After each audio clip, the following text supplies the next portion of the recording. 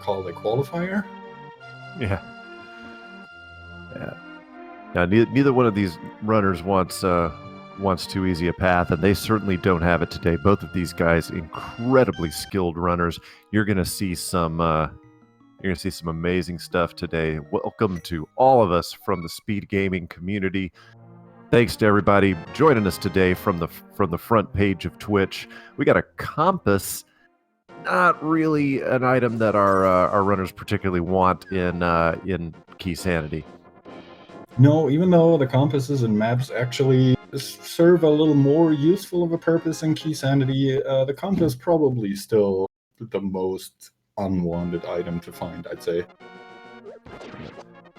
Now you notice both of our runners here went ahead and picked up a sign and threw it at one of the guards. Reason for that is that there's a counter determining what you get from the tree pole that you saw Samura1man just do, and very nice randomized prize there. 4 big 20s. Yep, an easy 80 rupees to start out with, which, oh, hello, and the uncle has a flute for us, and we also find the big key to Swamp Palace. So wow, the flute, that is going to allow our runners to traverse Hyrule much quicker than they would otherwise be able to do. This is the Link to the Past randomizer, and what that means is kind of just like what it says.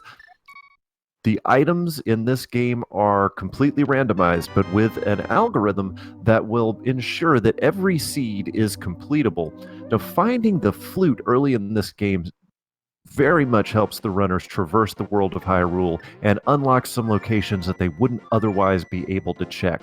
But you never know what item is going to be in the next chest, and the keys in this version are also shuffled into the mix. So our runners will pick up a key and then will say what particular dungeon that key is for. So our runners and our tracker, shout out to Dude, who is running the tracker for us today, are going to have a time keeping track of what items are where. Absolutely, and as you mentioned, with the addition of the keys being randomized, well, it'll be not as easy as you might think to keep track of everything. Ooh. What does that mean for our runners there, Herfy Durfy? Well, this, unfortunately, I would say, means that we have, as we just saw, a big key in the Lumberjack Cave, and that in return means we will, most likely, it's not quite known yet, but there's a very, very good chance that we need to kill Aga1 to get access to that Lumberjack tree, and not to forget, we also need the boots to even get in there. And we got 50 roops in the mushroom spot. Let's see what else the Lost Woods has for us right now. A Samura1man falls down, and we get the map for Hyrule Castle. What do the maps do for us in Keysanity, Herfy? Well, the maps usually, pretty much every map except Hyrule Castle and Ganon's Tower, will reveal to us on a map check if the dungeon that we have found the maps for is a pendant or a crystal dungeon. The music that you usually rely on in Randomizer can be very, very misleading in Keysanity because the music is also randomized. So even though we might be hearing pendant music, we might be in a crystal dungeon. You won't find out until you kill the boss or find the map. And now Samura1man has reached. Everyone, please stand for the Hyrulean National Anthem.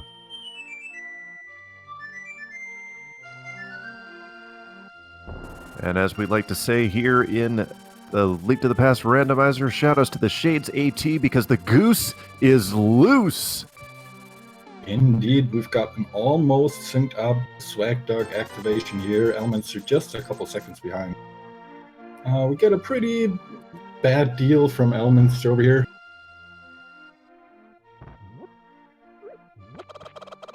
Oh, we're going for a chicken clip. Oh, nope, we're not. There is a way you can throw one of the chickens through the hole in the wall there. And we got a cape. Well, wow. What does that tell us now, Herfy Durfy?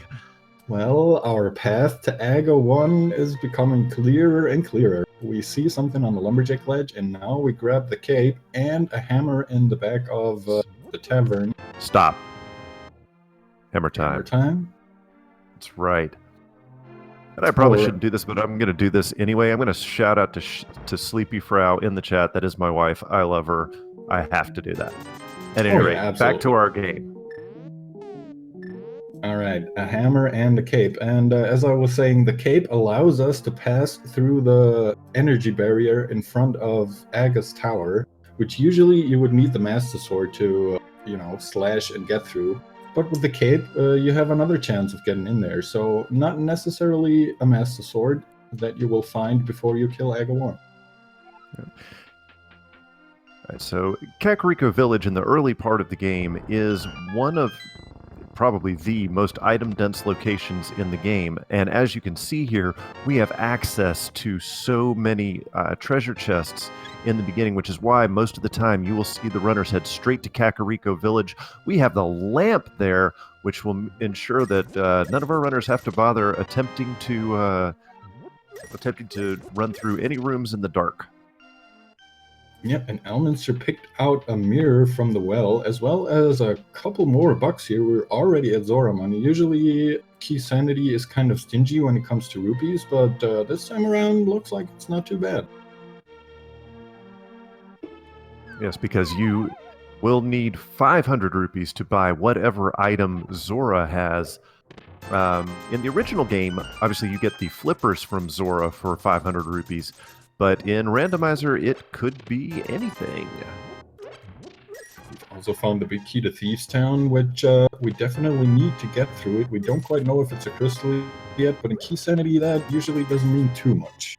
And we have the magic mirror in Kakariko Well. Finding the magic mirror early is a huge help to efficiently routing this game because there are many locations that either you can otherwise not access without the magic mirror, or the magic mirror enables you to do certain things much quicker, such as return the bullfrog to that turns into one of the dwarven smiths. And we have the half magic at Sick Kid.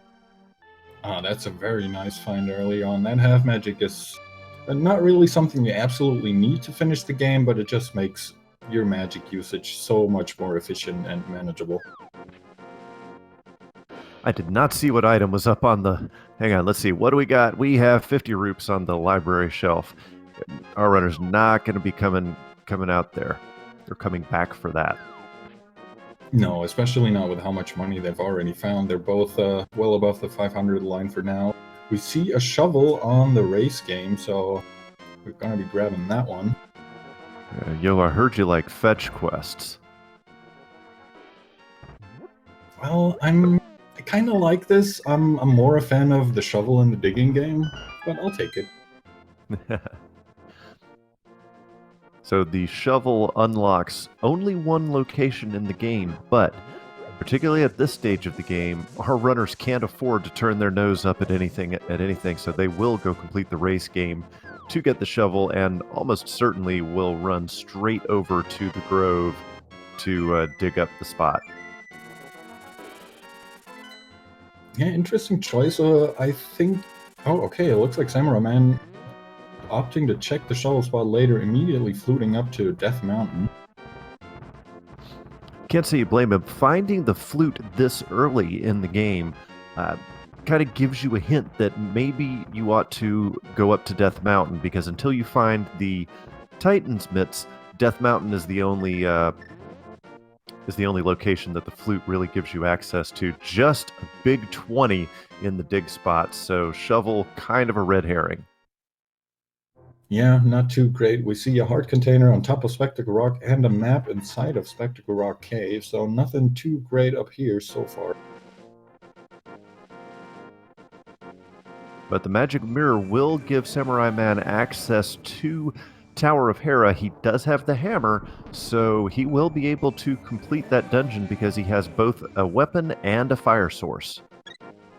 He does not have the big key, though. Ah, that is true. This is why you're here, Herfy, to keep me honest. Well, I mean, with Keysanity, I really don't blame you. I often forget that stuff.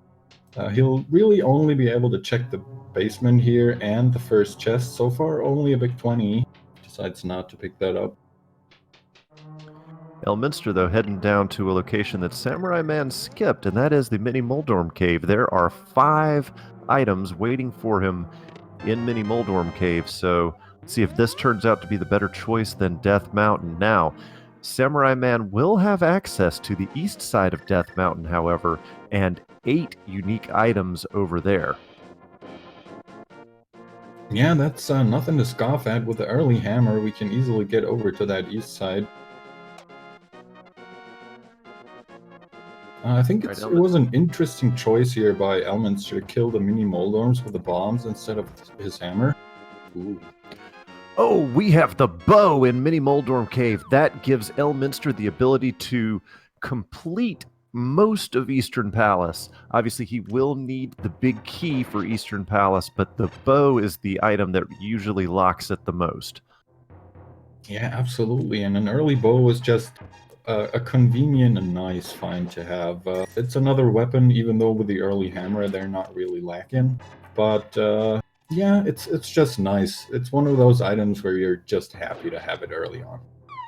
Absolutely, because it is, regardless of the dungeon layout between Pendant and Crystal, the bow will always be required to complete Ganon's tower. So many times you could find yourself running around into dungeons that would otherwise not be required because you're looking for the bow.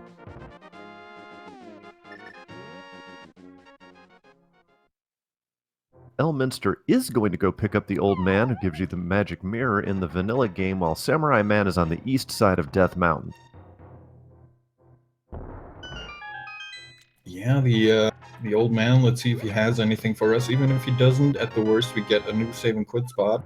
We do find a very, very important small key here in the Paradox Cave for Samura1man. Indeed, Swamp Palace, you really only need that one key to be able to complete it, as long as you have the Hookshot by the time you go in there. The big key is not required to complete the dungeon, but it would be required to get the item in the big key chest, or the big chest.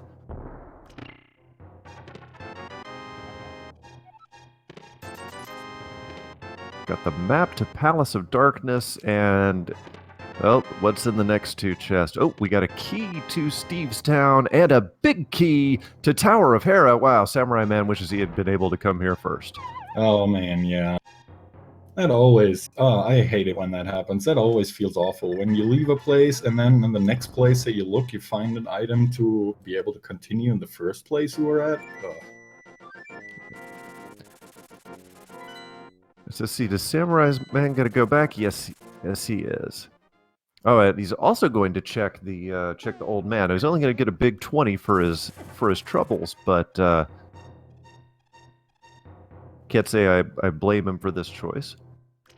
Yeah, having that save and quit or that spawn point after you rescue the old man is just very convenient. It's not only do you start at a place where you always get a free health refill, it's also the shortest way to walk out to be able to flute immediately. So if you're really going to optimize every little bit that you can, that's usually the best starting position that you can choose, especially if you have the flute. So another thing about the randomizer that we haven't really mentioned so far, but is obvious if you're looking at it, is that randomizer has created dozens of custom sprites to use. Elminster running the game as Ganondorf. So at the end of the game, is he, killing a bad guy, or is he committing suicide? I'm not quite sure. And then Samurai1man running as the Twilight Princess Zelda sprite. So dozens of very interesting sprites that you can play as in the randomizer. I think Elminster will cause a paradox once he finishes the seed. So trying to go back in time to kill your own grandpa. Is that even possible? Yeah, so should the universe end after this race ends, it was a pleasure knowing you all, and thanks for supporting Rando and the speed gaming community. Yeah, should it end, I will be so glad to have done my final commentary with you, Herfy Turfy. Thank you very much, and right back at you. All right, back to the action. Samurai1man will be able to complete the dungeon now, but high likelihood that one item will be out of his reach, because without the small key to get into the basement, that will be one item that Samura1man may have to remember later to come back and find. Yeah, it's very annoying to have to leave something behind, but sometimes you don't really have much of another choice, I guess. We pick up our first sword here in Tower of Hera for Samura1man. Fisher Price, baby's first sword for Samura1man. I'm so proud of him. All right, Samura1man going to get the big chest the vanilla way, because without the boots or the hookshot, that's the quickest way to get that item. We find a desert palace map, I believe that was, in the big chest of Tower of Hera. And Elminster has been cutting it really close for quite a while already. He's been making ample use of his cape down to half a heart.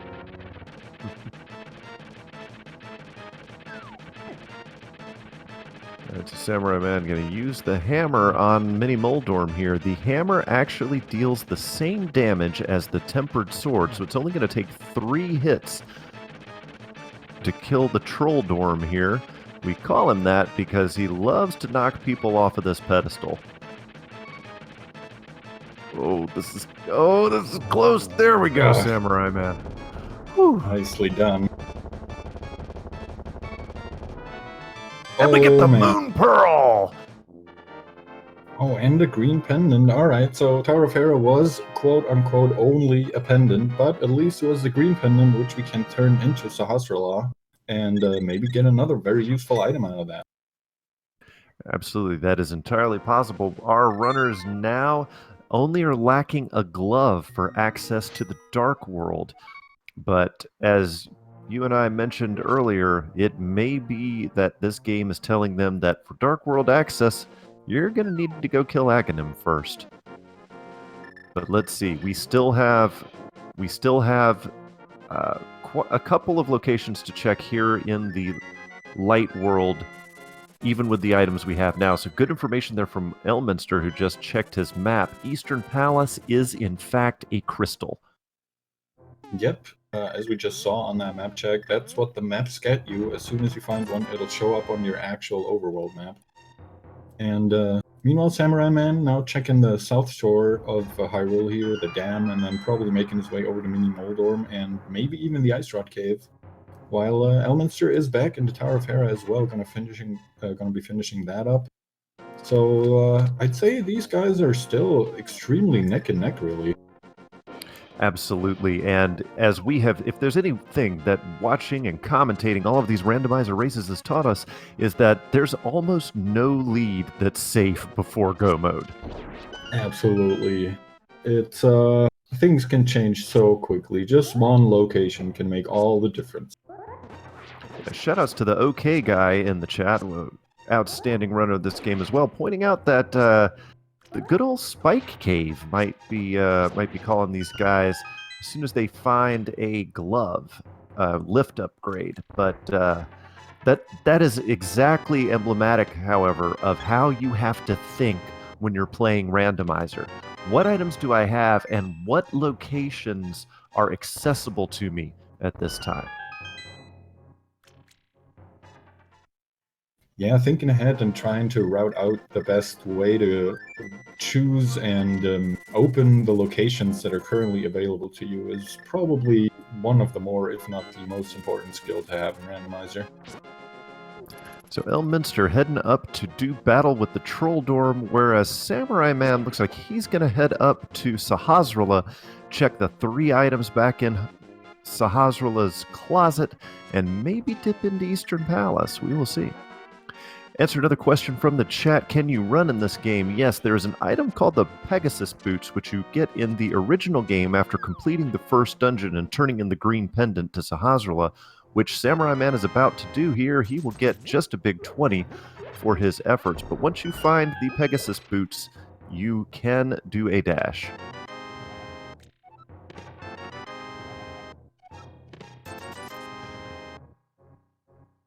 Alright, so the back of Sahasrara's hut, our first small key to Turtle Rock, 4 in total. If you want to absolutely full clear it, you need all 4, but it's so early in the seed that's not really a consideration yet. Alright, Samura1man going to go turn in the mushroom to the witch in the vanilla game. That gives you the magic powder, one of the best safeties in the game. But let's see what the witches are brewing up today.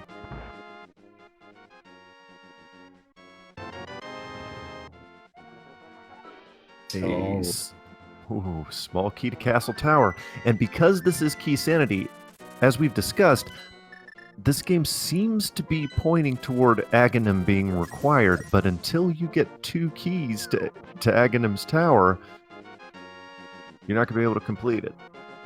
Yeah, there's no way for you to get through those locked doors. The keys in the chests that you usually get have obviously been scrambled along with all the other keys, so as we just saw, the 2 keys that you need to get to Aga are somewhere. Where, we'll have to find out.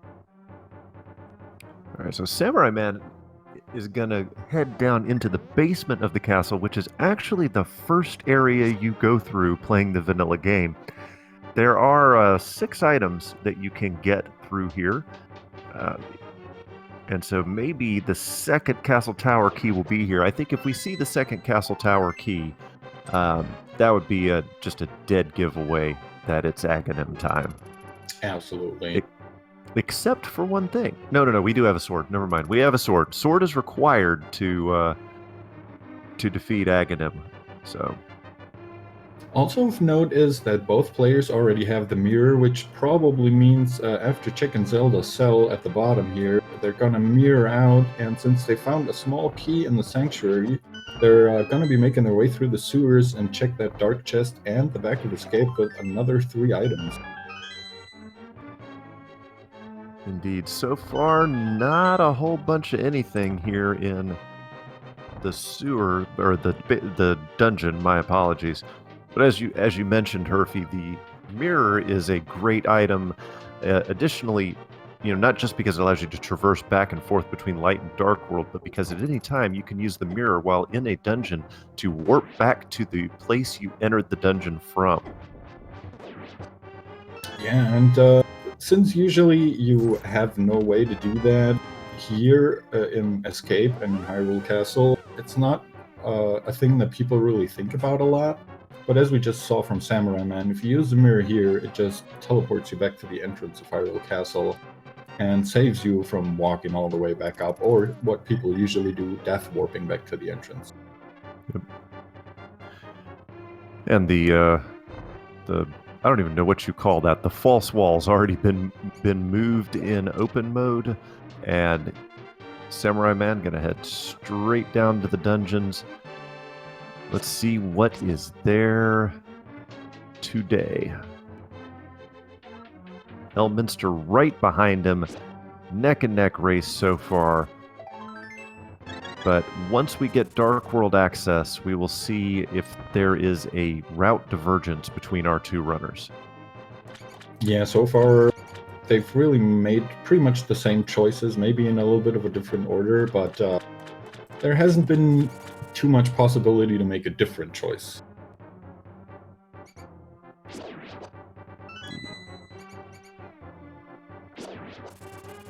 So one thing that has not been shuffled are items that enemies are holding. So you just saw Samura1man kill a rat, which dropped a key. Any keys that are dropped by enemies or located under pots are still the same here in Keysanity. We got the compass for Thieves Town, a piece of fart, and a big key to Turtle Rock. Alright, that makes 1 small and 1 big key for Turtle Rock. Obviously no more than 1 big key for each dungeon, but yeah, we're getting there, I guess. So Samura1man heading up top. I am only tracking that he has a single Castle Tower key. Maybe he's hoping for one of those to drop inside Aga Castle. Or Aga Tower. Yeah, it's an interesting choice. I would almost call it a bit of a gamble. It looks like Elminster is having the same idea since they're already here. They might as well check it, I guess. But I mean, I've seen a hookshot in the first chest up here. There's been important items hiding up here, so it might not be a bad choice. Absolutely. And I am, unless I'm missing my guess, the only, wait, key to Dark Palace, okay. I believe the only locations that we haven't seen so far are Ice Rod Cave and Agana's Cave. Yeah, other than sequence breaking with minor glitches, I don't think there's anything else left. Yep. They could decide to fake flipper if they wanted to. As I mentioned, it will be a sequence break, so it's not required by the logic, and they also need to keep that in mind. Oh, we can go into Eastern. And it looks like that's where Samura1man is heading. Oh, maybe not. Or perhaps not. Samura1man making a liar out of both of the commentators. Yep, here it is, Ice Rod Cave, just as we were talking about earlier. Yep, wouldn't be surprised if he's checking this to see him flute over to 6 and maybe also check Agina, but he might save that for later. Now these crabs here are highly deadly in the beginning of the game. You see how fast they move, and they do 2 hearts of damage. All right. We've got a key. It's a key to pod. Man. That's 2 out of 6 pod keys, right? That is correct. 6 keys in Palace of Darkness. That is 2 of them. But they also have the map to Palace of Darkness, so... Ah, yeah, that's what we found earlier. I remembered reading it somewhere, the name of the dungeon, but I forgot if it was a key. So both of our runners showing the aversion that most people have to checking Agana's Cave, because both of them heading into Aga Tower without both keys. Wasn't Elminster just in here? The chest is already opened. Apparently, maybe he died? I'm not sure.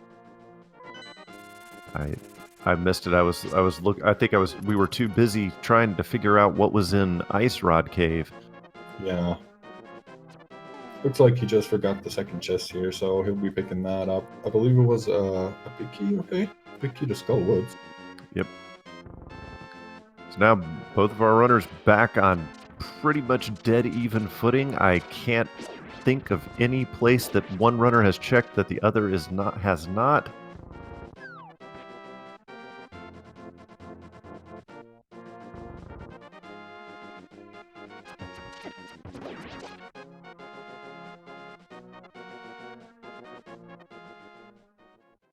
And we're finally heading into Eastern here on Samura1man's side. Let's see what we can check with, as you mentioned earlier, we're missing the big key to really finish it up, but we do have the lamp, so pretty much all chests except for the big chest are in the logic right now. That's right. And for those of you who are joining us for the first time here, thank you so much. And just kind of to explain what... oh my gosh, we got the flips. Wow, flippers in the first chest in Eastern Palace. That's going to help. But what I was saying is there are certain glitches that are allowed in what we call no major glitches runs of this game. One of them allows you to trick the game into believing that you have the flippers before you actually do. That's not going to be necessary this game because Samura1man just found the flippers. But there are certain glitches that are allowed in competitive races of this game. We're really not going to see a lot of them, but when we talk about logic breaks, that's what we mean, because the logic that randomizes the game seeds here to create a completable seed will never require you to use any of those glitches. Yeah, exactly. So whenever we get a chance, it looks like we probably won't be seeing a whole lot of this in this seed, since we've already got a lamp as well as the flippers, and We might see a couple of bomb jumps here and there, but we'll point it out when we see it and try to explain as fast as we can.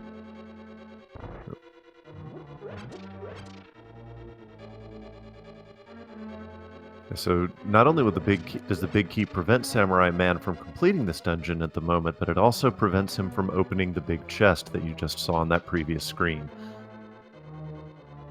So those are 2 item locations, and one of them being critical because we know that this is a crystal dungeon, and both of our runners will have to come back here and defeat the Armos Knights to get that crystal. You must get the 7 crystals, just like the original game, to be able to open Ganon's tower. Yep. You absolutely must have all 7 crystals and defeat Ganon too to be able to fight Ganon and finish the game. And this is what we're trying to do here today. Alright, the last chest that we can check in here had a piece of heart, but as we were mentioned earlier, the flippers open up a lot of stuff for us. Now, the flippers will open up 2 items in chests at the Waterfall of Wishing that are not in the vanilla game, but because that is a spot where you can upgrade 2 items in the vanilla game, the developers decided to add 2 chests there. Samura1man also looks like he's swimming up here to check the hobo under the bridge, from whom you get a bottle in the vanilla game, and as we mentioned before, King Zora and an item on the ledge at King Zora's domain, all opened up. Yeah, and at this point I really think we're either gonna get our Aga access with the 2nd castle tower key, or we're gonna get a glove soon. Well, there we go. The Power Glove. I love the Power Glove. It's so bad. Yeah, I mean, you know, contrary to popular belief, I think it's actually quite good. I don't know. It's not bad. It's good. Alright, so the Power Glove now allows our runners to access the Dark World. There are multiple locations at which our runners can enter the Dark World, and very few locations that are closed to them now. The Titan's Mitts will open up more, but let's see what else we have up here in Zora's domain. Alright, another key to Palace of Darkness, and we found the small key to Tower of Hera, which will unlock that item in the basement we were talking about earlier. They might check it out eventually. It's probably not a very high priority at this point. Alright, so on the ledge in Zora's domain, that's gotta be Kain! That's gotta be Kain! Kain of Samaria, the big red Kain.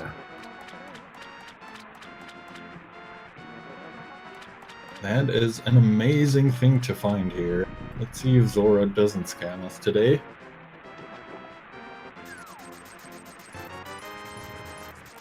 Oh, of course Zora's gonna scam us. Absolutely. $500 for a big 20, that is horrible.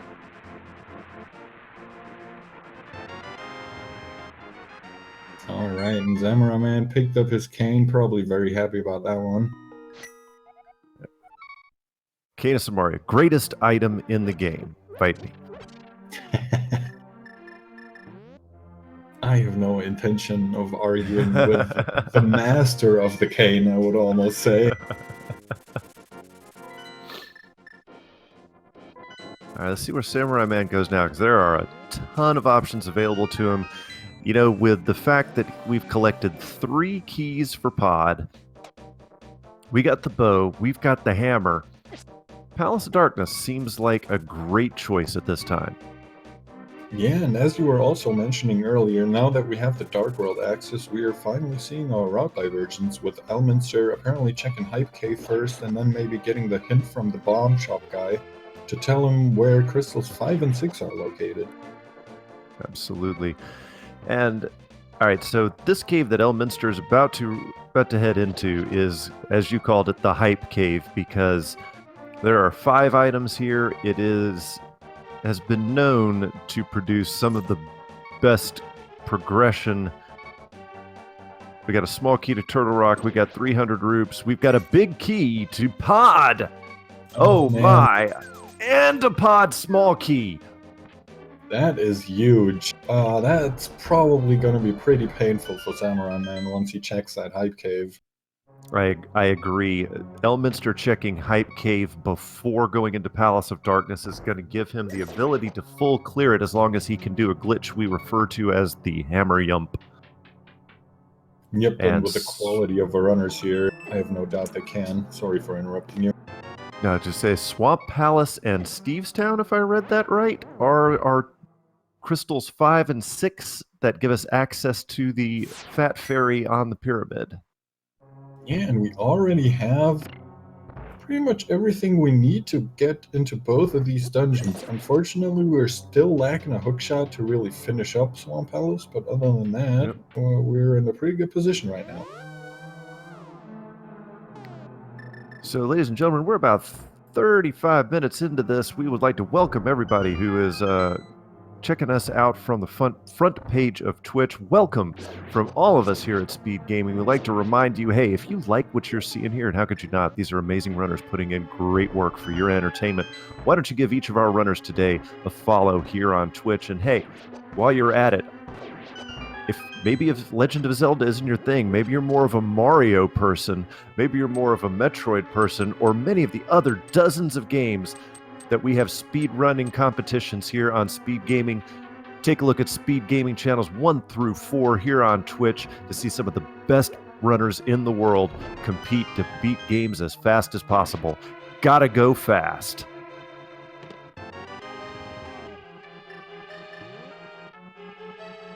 Well, Samura1man making his way through Palace of Darkness that he's not going to be able to complete clearly, but see if there are any items available here. 300 rupees at Alec Baldwin's digging game. Not quite working out for Elminster. Oh, we're finding an awful lot of rupees this seed. I'm really kind of surprised, but I'm sure these guys aren't too happy about all these rupees. No, particularly not now that both runners have checked Zora. Actually, has Elminster checked Zora? I'm not certain. No, he does not have up there yet. But once you've got the 500 roops to check Zora, everything else is just gravy.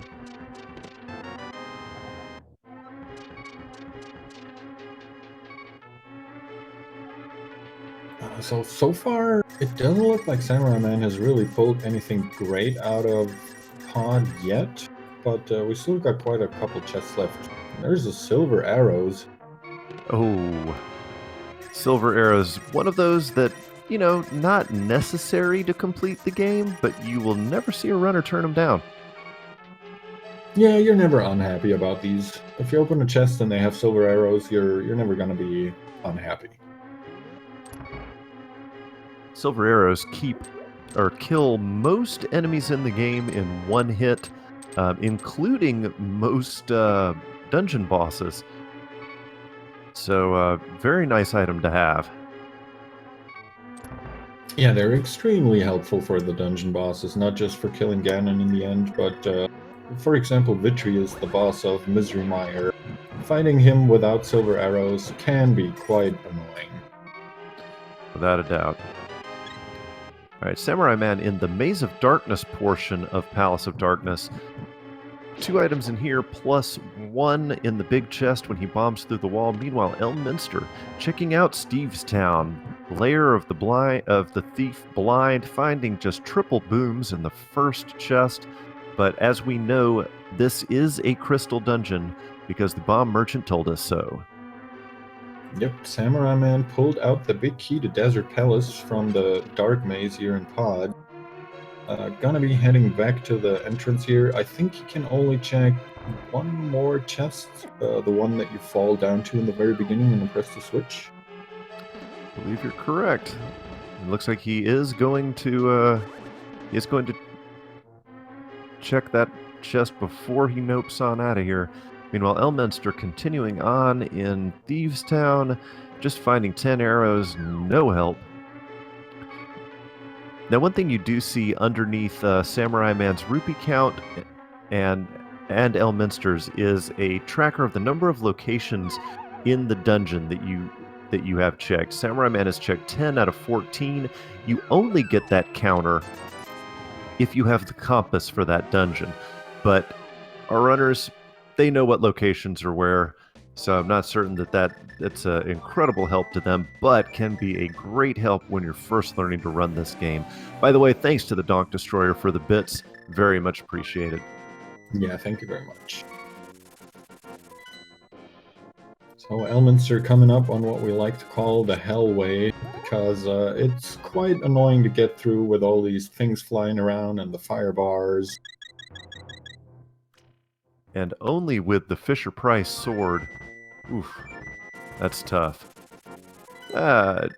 Jexrefi, thank you for the sub. Much appreciated.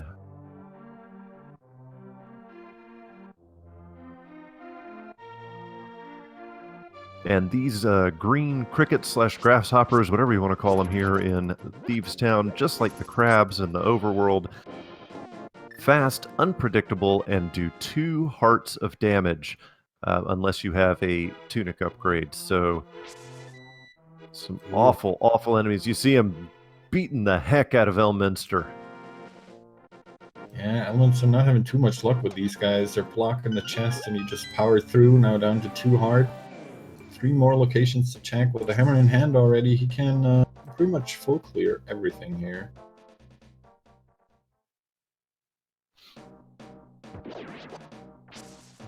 And it looks... Oh, sorry, go ahead. Please, go ahead. Okay, I was just going to say, it looks like Samura1man making his way into Skull Woods. Now, he will not be able to complete Skull Woods, not because he doesn't have the big key, not because he doesn't have enough keys, but because he does not have the Fire Rod, which is a required item to get into the last rooms of Skull Woods. Elminster gonna have a... Well, I would say he would have... Blind would be difficult if it weren't for the fact that he has both the cape and the half magic to deal with Blind with. Yeah, he should hopefully be fine. He managed to pick up some hearts as well, so he's back up to 5. I'm gonna be checking out what the big chest here holds for us for his last item before the blind kill. We found a vanilla small key here, I believe, from Samura1man and Skull Woods. Yep, indeed we did. A small key to Ganon's Tower in Thieves Town. Ooh, and a small key to Desert in the big chest of Skull Woods, which means Desert is now full clearable, I believe. Yes, they will need either the Book of Medora or the flute and the... Or, excuse me, they have the flute, or the Titan's Mitts to be able to get in, though. Ah, very true. Elminster taking on Blind here with no shield and the Fisher-Price sword. That's a nightmare to many of us who've played this game. Yeah, it is not a fun fight like this, but as you were mentioning earlier, the cape and the half magic keeps him safe in this last phase, and down he goes. And I completely missed what item was in that chest in Skull Woods on Samura1man's screen. Yeah, sadly I did as well. And I don't know what item Elminster picked up from Blind either. So we'll have to see here. Yep, but we're grabbing... Oh yeah! Empty bottle, says the chat. Thank you for keeping us honest. Yep, thank you very much. 2 bottles for both of these guys. Meanwhile, Elminster, as we were mentioning, grabbing his first crystal there from Thieves Town, now finishing up the Village of Outcasts. Oh man, look at that. We've got mitts. The Titan's mitts up on top of what we call Bumper Cave. You'll see why here in just a second. Yep, and we were just talking about that. That opens up the Mire area for them, which in turn means with the mirror in hand, they can now get into desert, or at least Samurai-man can. Yeah, we got a medallion, the Ether medallion, aka Harry Potter coin, in the bombable hut in Village of Outcasts. That could be extremely important because, you know what? In Randomizer, we've even randomized what medallions are required to get into Turtle Rock and Misery Mire. It could be the vanilla. It could be Quake is required for both of them. Who knows? Thanks, the Bathing Ape, for the subscription. Much appreciated. Thanks for the support. And it looks like Samura1man checking a couple of mirror spots while he's here. And now checking out the graveyard ledge. Yeah, Titansmiths. Go ahead. Just saying, elements are right behind him with the Titansmiths pickup. They're really still pretty close despite their routes diverging so far. So the mitts will allow access to the hammer pegs and Village of Outcasts. They'll allow them to pick up the oh god, I just lost my train of thought. I'm too old for this job. You were talking about the frog, I think? Yeah, allows them to get, yes, the frog allows them to get into Dark World Death Mountain as well.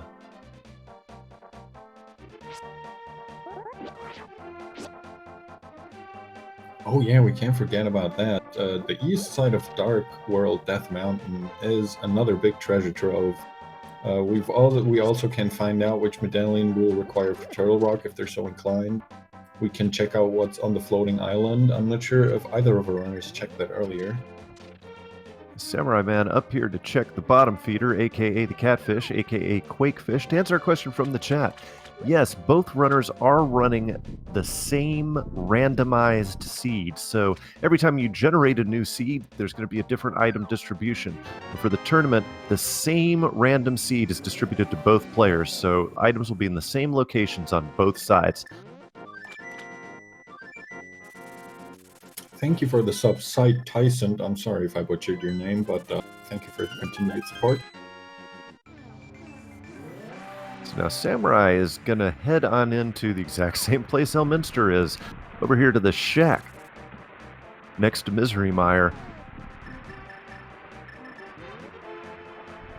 Perhaps a small key to Dark Palace, but unfortunately messes up the little glitch here that we have. If you use the mirror while you're moving a block inside of a cave, don't do it inside of a dungeon, believe me. That's not something you want to do.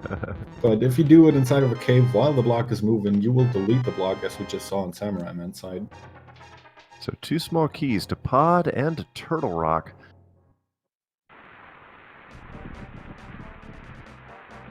Yep, that brings us up Misery Mire is the Ether medallion, so Elminster could, if he had gone to Zora, he could go in to Misery Mire right now. But what? We still need the big key, though. Man, Keysanity, messing with me. Yeah, he also would have a little trouble getting over the gap in the beginning. Oh, yeah, you're right. We need a hookshot or the boots for that. Wonder if Samura1man... Yes, Samura1man's heading straight for desert. Yeah, I like this. He can finish it up. He has a fire source. He has the silvers, which are extremely helpful in the Landmolus fight. Meanwhile, very, very true. Meanwhile, Elminster finally dipping into Pod with the big key and 5 small keys. He is pretty much loaded to full clear everything. Yep, and that will actually be a time save net over Samura1man, because Samura1man will have to go back, because as we've seen on the map, Palace of Darkness is a crystal, so Samura1man will have to go back. Yeah, no chance for him other than to double dip into Pod, unfortunately, but we'll see what Elminster can fish out of the chest that that Samura1man couldn't get on his first visit.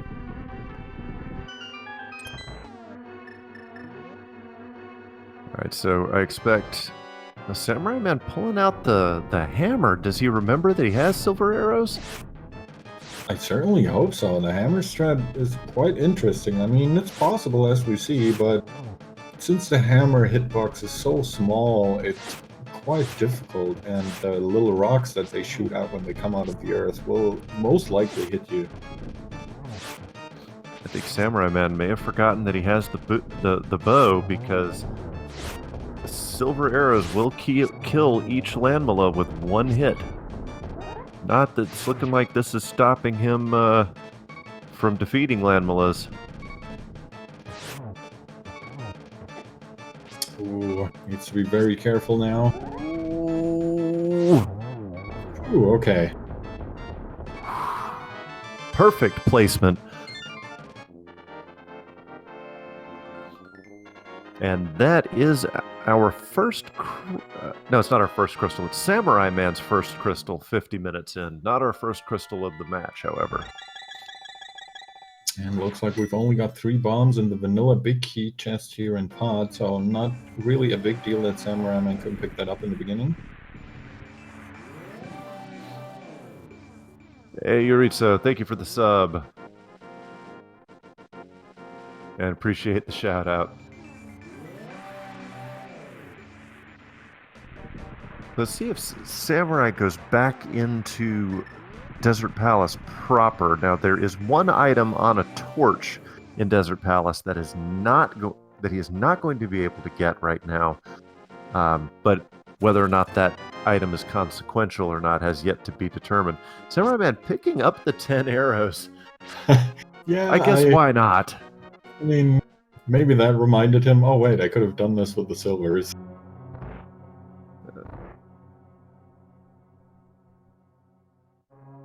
So, Elminster just making his way through pod. We've seen most of this already from Samura1man, so it'll be a little while before we see anything new.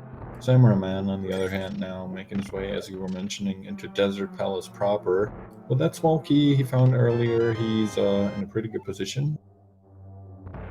Small key to Turtle Rock. That gives Samurai Man 3 out of the 4 necessary for completion. Yep, and that also means we found all 4 keys, since Elminster already has 3. I sadly forgot where the one that Elminster picked up that Samura1man doesn't have yet was, but I'm sure we'll find out soon enough. Samurai Man missing the trigger for that chest, and we got a Master Sword. Wow, 51 minutes in, we got our first sword upgrade. There's the silvers for Elm. Yeah, and that Master Sword reminds me again of that Aga 1 that will most likely be required.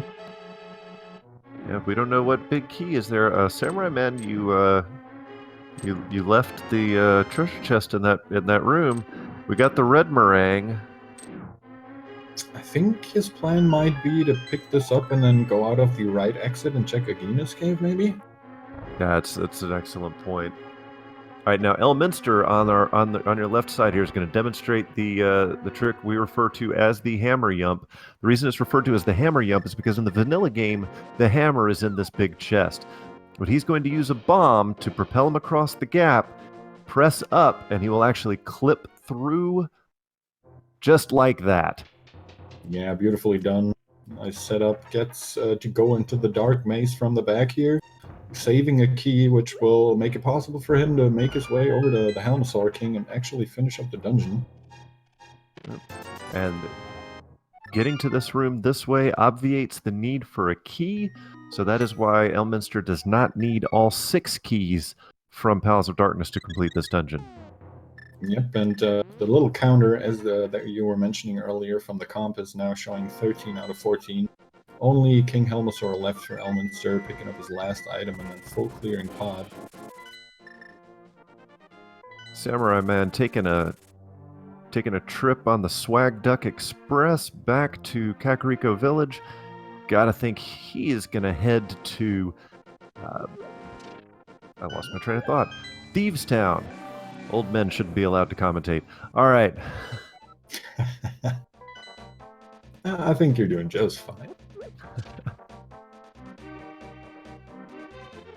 Elminster gonna head straight on, take out Helmasaur King. I know that's going to make some of our viewers very sad.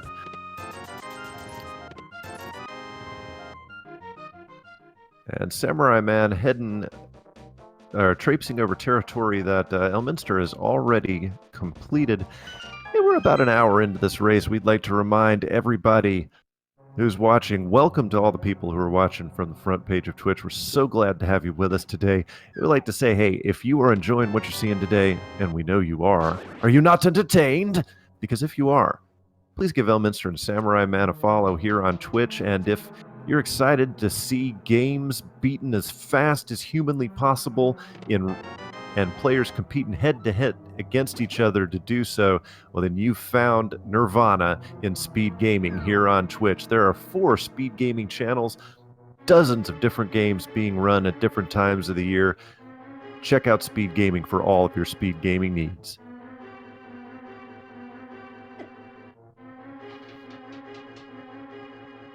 Samura1man making it through Thieves Town while Elminster taking on Helmasaur King. Yep, hammering away at that mask of his. Once that comes off, a single silver arrow to the green jewel on his dome should do the trick.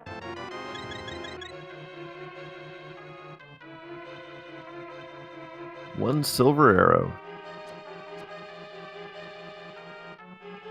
Answer question from the chat. Kana Samaria was on Zora Ledge.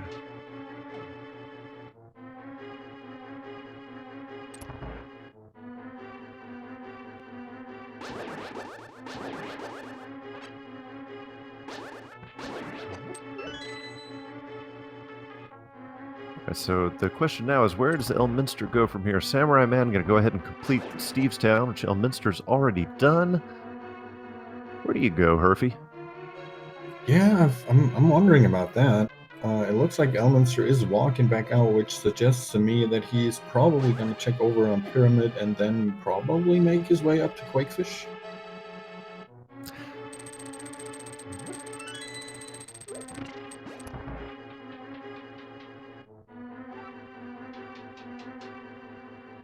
Lots of different places that our runners can check right now, but you see the dearth of small keys available to complete some of these other dungeons, small keys and big keys for that matter. Ice Palace may be a pendant dungeon, but it is a place that, well, no, they don't even have access to that yet because they don't have a fire rod or bombos. Wow. Yeah, it's really looking a little grim for them. I guess they could dip into Swamp if they felt like it. Obviously, once Elminster finds the small key, he might decide to make his way in the desert as well. He might even do that without the small key.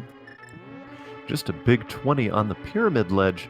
Now, yeah, sooner or later, one of our runners may have to take the option to. Well, no, we can't. Gosh, we can't even complete Castle Tower because we don't have the second key to Castle Tower at the moment. Because we know there's a big key on the Lumberjack Cave. We don't know which big key it is, but clearly that would be helpful at this point of the game. Yeah, definitely will be. I mean, with the big keys that we already have, we've whittled it down pretty much, but it's still a big difference. It could be the Ice Palace big key, which is like, well, okay, we might not need that. Or it could be the Eastern Palace big key, which is definitely something these guys want. If I were a betting man, I'd be willing to bet at this point that it would be the Eastern Palace key, but we've got to find that darn Castle Tower key before we can go there. Yep, and then we also need to get those boots somewhere.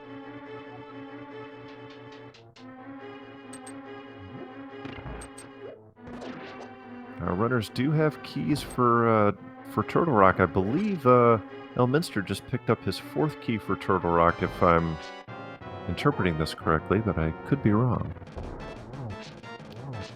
Yeah, I think you're right. All right, Elminster checking out Lake Hylia Island, just a blue roop. No help there. And the dodges by Samurai-man. Ew, cutting it Stuff close, fly- but Oh! Whew, that was close.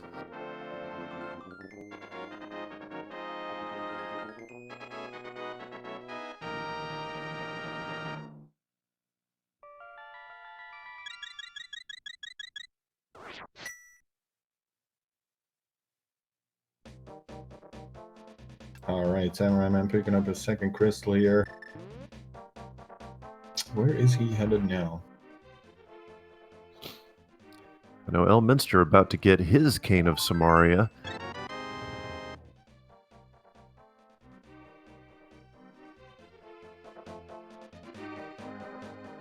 So remember, go ahead. I was just gonna say Samura1man is gonna be picking up his first medallion here as well.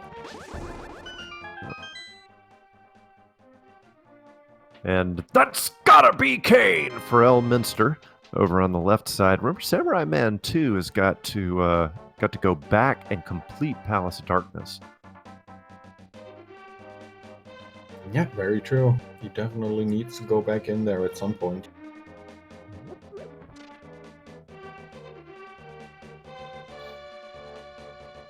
Alright, so Jeremiah was a bullfrog, was a good friend of mine.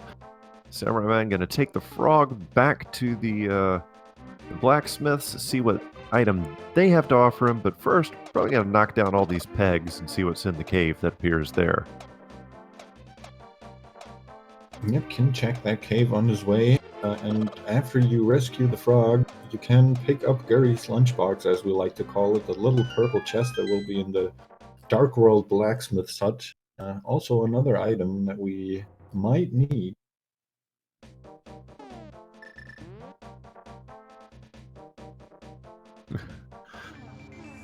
Nothing in Peg Cave, more's the pity. So let us see.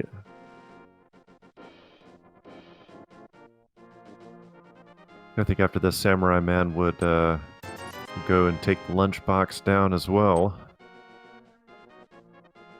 And from the smiths, we get just +5 bombs. Man.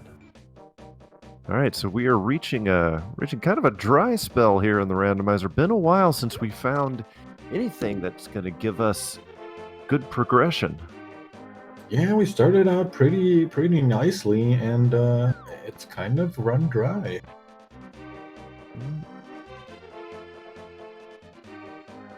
Samura1man going to be able to check a couple of locations on his way to Gary there. Oh my, one cycle landmill is there, showing the power of the silver arrows is Elminster. Nicely done. Samurai-man checking the cave south of Grove, aka Cave 45. And we got a key. Yeah, grabs his pod key. Probably not going to be too happy about that one, but he'll have to go back in there anyway, so... Yep. So it looks like Samurai-man going to go up and check old Stumpy.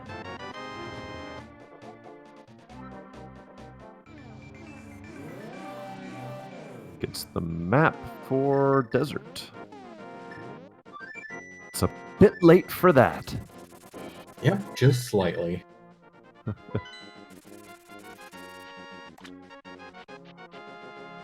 Samurai-man fluting over to Gary.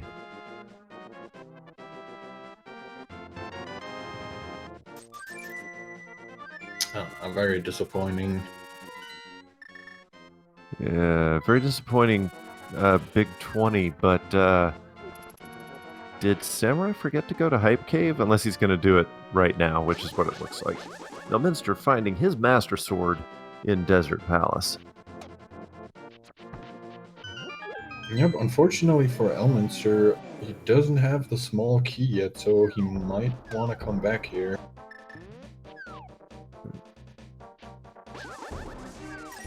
I remember a red meringue in the upper chest of Desert, but I forgot what the lower one had.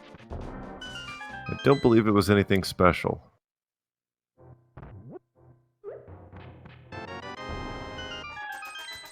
The Samurai-man on into the Hype Cave. We know what he's going to find here, the long-awaited big key for Palace of Darkness. Small key to Turtle Rock, 300 roops. There's that big key I was talking about, and another key to Dark Palace. So now, Samura1man has found all 6 keys to Palace of Darkness. Yeah, and Samura1man also proving that he is a bigger man than I would be, because that pod big key chest would have gotten a bomb or two at least. Yeah, after you've gone in and searched the dungeon to find the big key later, kind of sets you off.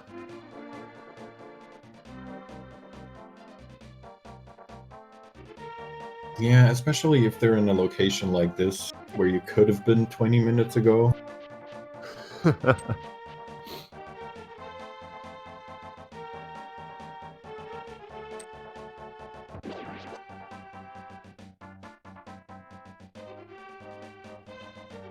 So I think...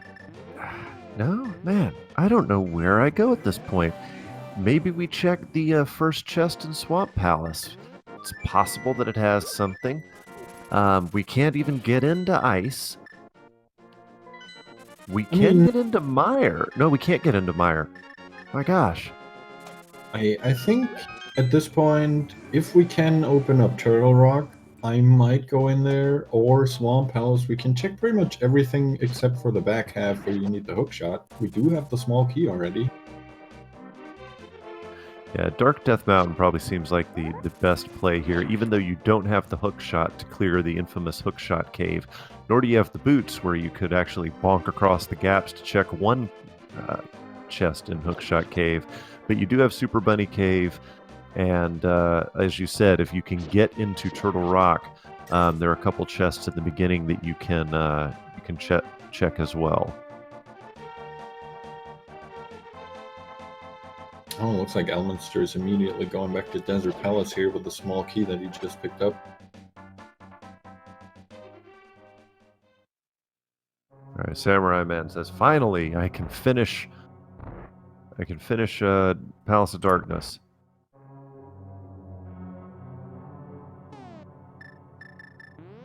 So both of our runners, again, treading over territory that the opponent has already completed. So what do we need, Herfy? We need Fire Rod, because we have to be able to complete Skullwoods.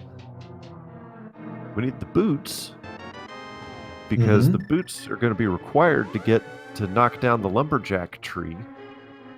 And we're going to need a small key to Castle Tower. What else are our runners going to need? Well, we'll need our rods. We'll need the hookshot. We'll need the GT big key at the very end, of course. We don't have to be worried about that one yet, even though it'd be nice to have, just, to feel a little safe about it. And yeah, for all of you in the chat who are sharpening your sadistic tendencies now, the pedestal is absolutely in play at this point. Yeah, with all the things that we're still missing, it's definitely a possibility.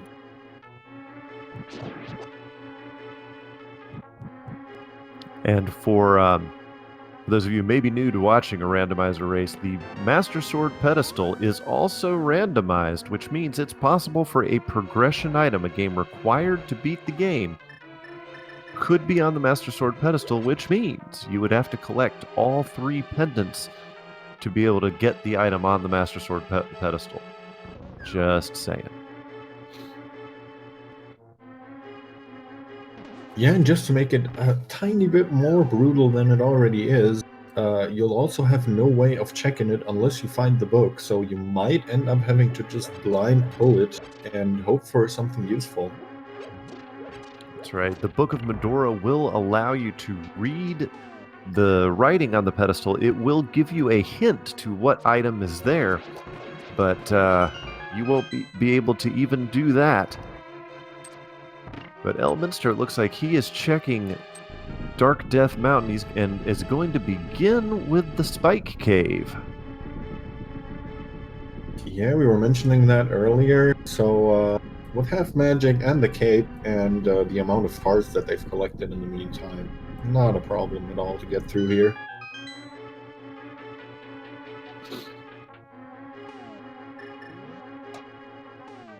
Let's see what we got in Spike Cave. We have the Hookshot.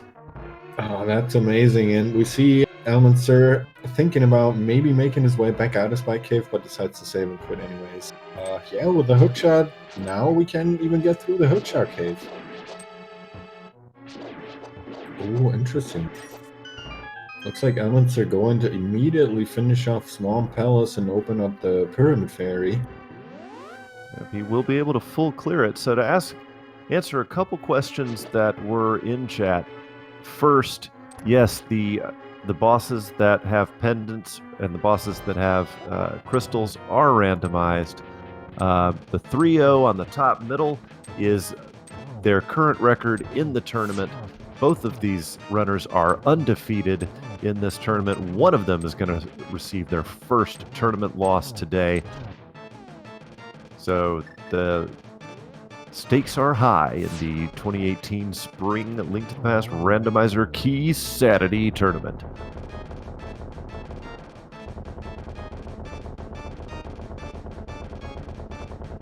Samura1man taking down Helmasaur King. And no chat, neither one of our runners has gone to Aghanim yet. No, High likelihood... Go ahead. Sorry. I was just going to say we're still looking for that elusive second castle tower key. Absolutely. High likelihood that Aga is required this seed because we saw a big key on Lumberjack and we have the nice rod in Swamp Palace.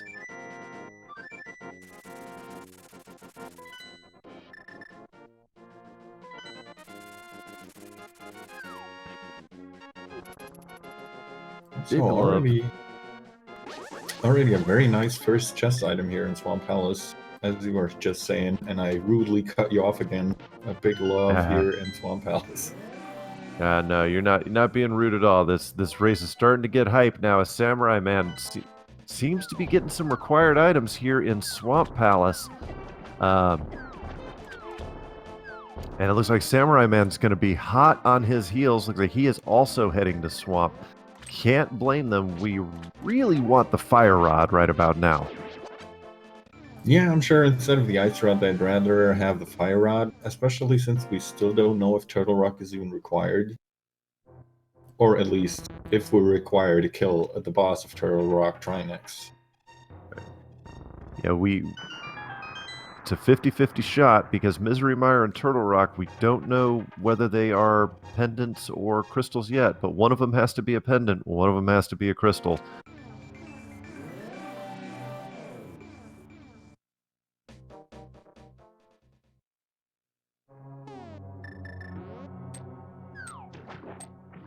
And Elminster gonna check another chest, gets the red shield.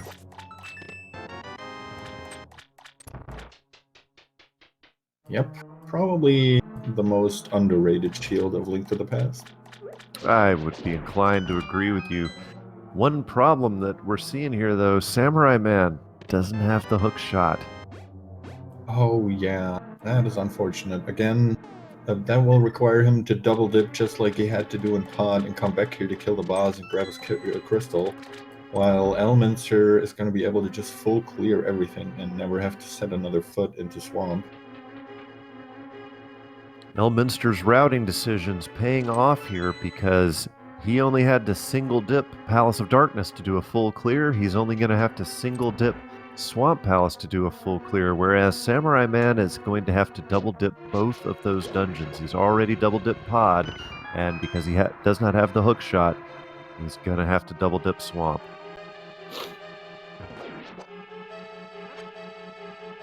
Yep. Now Elminster coming up on what might be the most disliked area of any dungeon in this whole game, the left side of Swamp. It's a time waster. There's only 2 items over there, but it's still 2 items, and this is your best chance. A lot of times in open and standard, you'll see runners just skip it, and in the hopes that they get enough items for a full clear there. But in Keysanity, I don't think you can generally afford to skip it. Yeah, I think in Keysanity, every location is very important. Hey, Sky5331, thank you for the sub. We appreciate your support for Speed Gaming.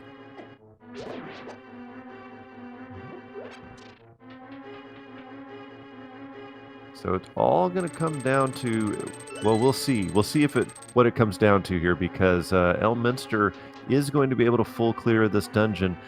Is the second half of the dungeon past the required hookshot going to have the progression that we so desperately seek in this seed right now? Yeah, and keep in mind, even if it isn't, it still opens up the Pyramid Ferry, which has another 2 item locations that Samura1man won't be able to get to for a while. That's right.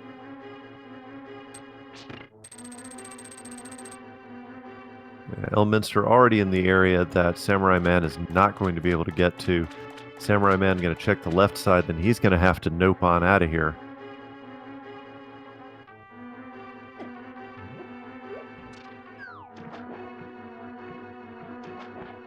Yeah, that is 3 more chests for Elminster and whatever the boss drops.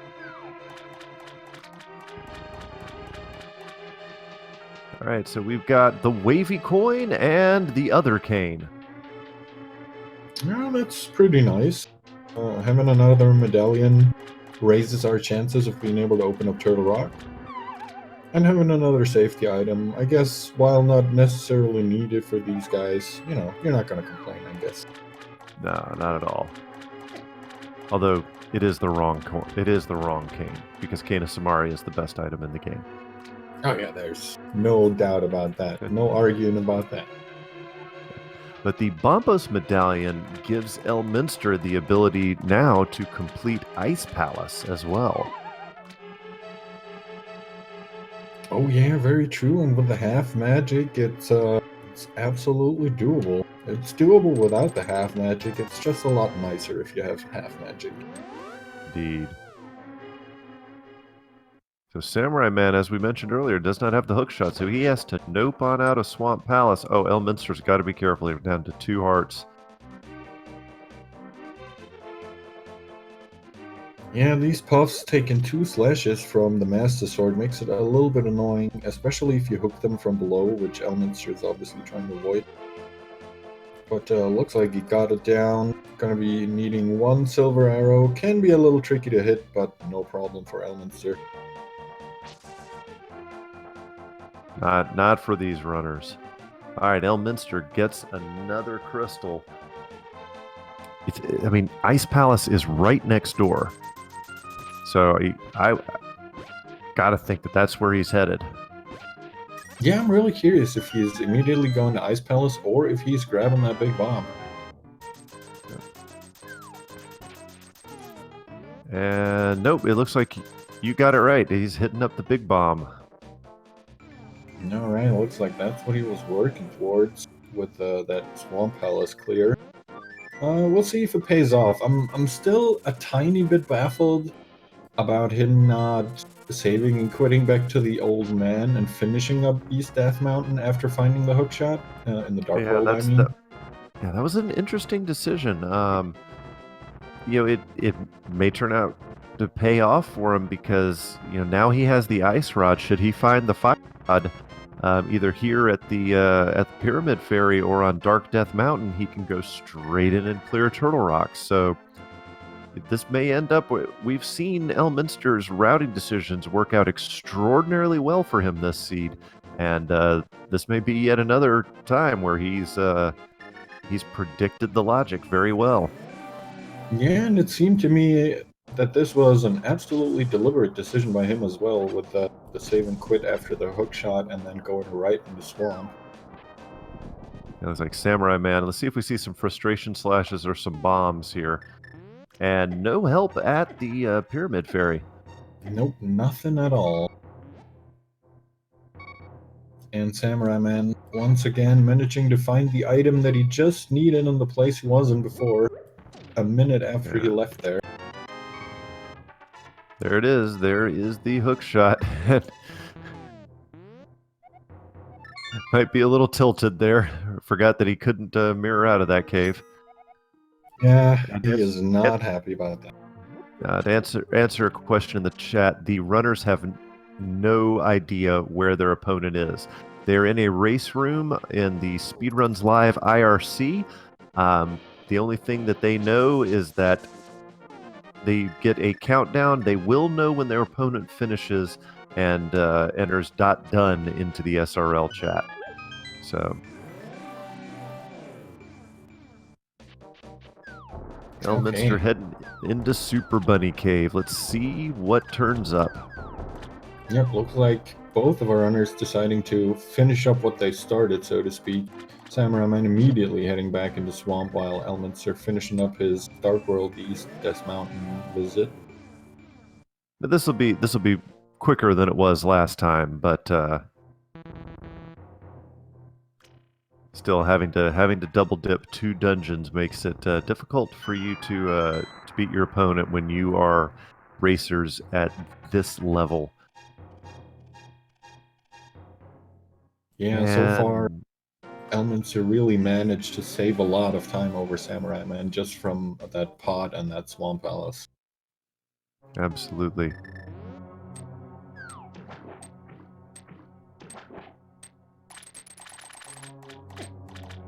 And Elminster heading into the famous Hookshot cave. We got 4 items in here. I don't know if any of us have seen what item is on the floating island in Light World Death Mountain, but that could be a 5th item.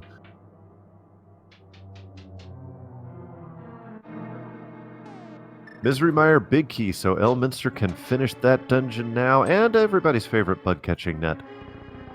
Yep, wonderful. We unfortunately missed one chest, but I don't think it was anything of huge importance. I'm not sure. All right, and it is ether for both Turtle Rock and Misery Mire. So that's what Randomizer can do for you. Is you can have both of those dungeons be the same medallion, or mix it up in multiple ways. Elminster opts not to even open Turtle Rock, saying, "You know what? It's Ice Palace time." Yeah, apparently. I find that very interesting. I guess he doesn't want to do it without the fire rod, which is understandable. But dipping into a pendant Ice Palace, you know, I like it, but I'm not a fan of the dungeon. Nobody's a fan of Ice Palace. I would hope not.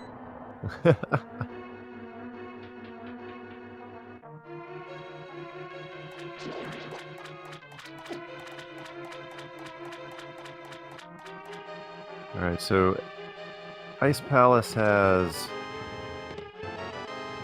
I'm trying to remember how many chests are in Ice Palace. There's quite a few. So there's opportunity, big opportunity to find progression. But yeah, I think the reason most people don't like Ice Palace is because it's slow. There's a lot of rooms you have to go through. There's a lot of items to check, and there's not too terribly many convenient ways to speed it up. Yeah, and these ice physics without the boots are just the worst. You do go sliding around in this palace with the boots. Anytime you begin a boot dash, you will stop the momentum from the ice physics, which is, which makes this dungeon a whole lot easier. 2 Stalfos, 1 bomb, one of my favorite tricks in the game. Let's see if we see the famous Ice Palace bomb jump from Elminster here. Looks like he's setting up for it, if I'm not mistaken. Yep. So here's another place where you can use a bomb to propel yourself across a gap and kind of skip how the game intends for you to route this dungeon. Oh no, he fell due to getting hit by the fire bar, I assume. Oh, nope, don't close the door. Yeah, there we go. And since he picked up that pot over there, he can hookshot over, so he has to actually wait for the fire bar to pass. Just annoying. Not really a huge time loss, but it's just annoying.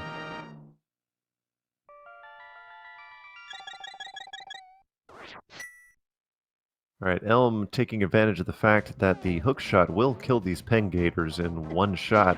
Master Sword takes 3, I believe, or maybe only 2. Elminster, thankful for having that Ice Palace small key, allows him to route this way rather than having to go the long way around as well. Yep, and Elminster not doing what I usually do, picking up that pot, making that chest appear, and then going downstairs, making it disappear again.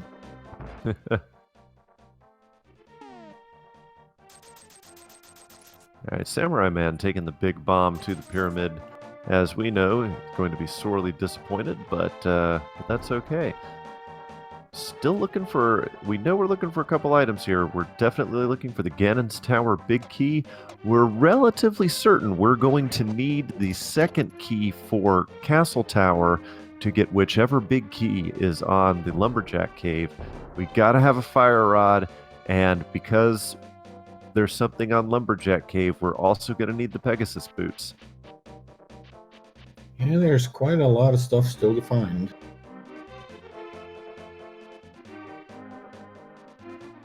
And Elminster using the sword slashes there to help control the momentum on the ice physics. Going to use the Bombos medallion now. These the Freezor enemies here can only be killed with the Fire Rod or the Bombos medallion, which is why those are absolutely required to full clear Ice Palace.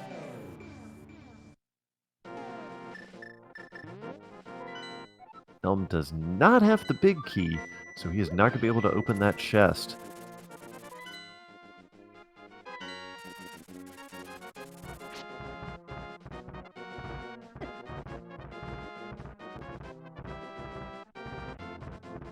Yep, and now we see another little quirk here of making that Ice Palace bomb jump. You're able to walk through locked doors if you're coming from behind and they're not locked from the other side. So you saw Elminster magically make it through a small and then the big key door in Ice Palace there. So this could be interesting. If Samura1man opts to head into Turtle Rock, and there is progression in Turtle Rock, and assuming that there's not anything else here in Ice Palace, we may have seen a lead swap just by this one decision. Yeah, and it's definitely looking like Ice Palace is a little bit of a bust here. It's also only going to hold a pendant, so unless we find something for Elminster here in the couple of locations left, Turtle Rock might have been the better choice, even without the Fire Rod.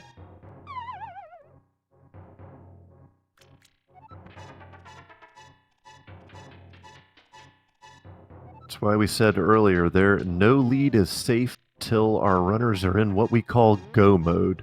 Go mode means that you have every item you need to complete the game, and you do not need to open any more chests. Until we get to that point, there's absolutely no safe lead. Nope, everything can change with just one decision, which, as you were mentioning, we might just be seeing here. Unless Cold Stare decides to make a liar out of me and drop, say, the Fire Rod, or the Boots, or the Eastern Palace Big Key. Little things like that. Yeah, just, small details. Details, just required items. Yeah, who needs those? Elminster, nice job with early Cold Stare there. Tough to keep Cold Stare in the corner and avoid those drops from above. He doesn't have the Fire Rod, which wrecks Cold Stare, but doing a great job here with just the Master Sword. It says, nope, I'm going to pull out the hammer because it's taking too long. One hammer hit here, the very last hit, but very nicely done. Grabs a piece of heart, so Ice Palace, I would say, absolutely 100% not needed. Except for that one chest we don't know yet, which is that big chest. There we go. My gosh. Mm-hmm. And it looks like Samura1man is indeed making the trip into Turtle Rock. You got to think that's where Elminster would be headed here, unless he decides to do... No, yeah, he can go into Mire, though. Yeah, he could check into Mire if he wanted to. I guess, well, I mean, we don't know if Turtle Rock is the crystal or the pendant, just as we don't know if Mire is the crystal or the pendant, so we just have to go by item locations, more or less. Yeah. Yeah, and obviously Turtle Rock has more item location than Misery Mire. Plus, remember that you can only access the Mimic Cave from Turtle Rock, so that adds an additional item to its account as well. Oh, and Elminster getting trolled here by the Dead Rocks. Decides, alright, if you're gonna troll me, I'm gonna take the Dark World route.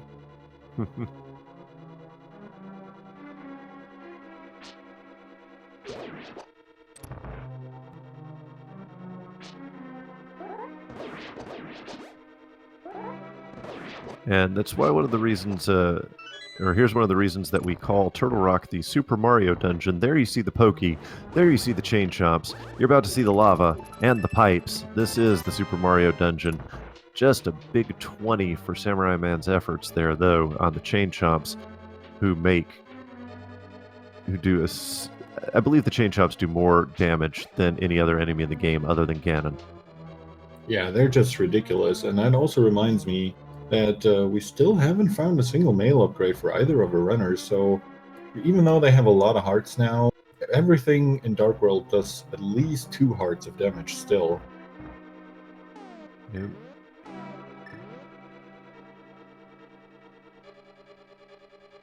Alright, so Samura1man now, he's got all the keys he needs. Nice cape strats there, because you got to fight all of these, got all these anti-fairies, and that Pokey, and the floating skull heads all in that one room, so using the cape, really nice touch there. And there is the Mirror Shield, aka the Riot Shield. That means that the good old laser bridge at the end of this dungeon is going to be no problem for Samura1man. Yeah, making the laser bridge, so we're undoubtedly heading towards even easier for these guys, so yeah, it'll be interesting to see what we can grab from out of here. At this point, it has to be some sort of progression. Unless the progression's in Mire. Because if, for example, the boots are in Misery Mire, that opens up both the Bonk Rocks outside of Sanctuary, as well as the King's Tomb. And this is still anybody's game, still lots of progression left to be found. Absolutely. And Samura1man cutting it close here. 1 heart left. Needs to watch out to not get lasered in the back here from these eyes.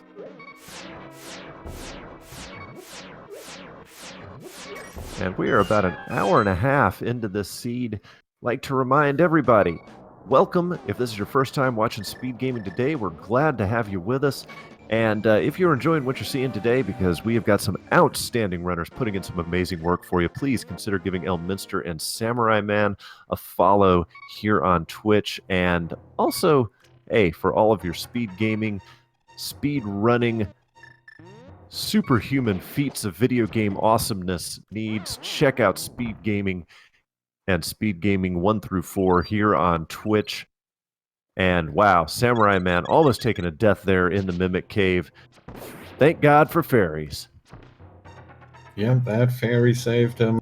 Has a little trouble moving these mimics in the right position here for him to be able to hit them, but looks like he got it. There we go.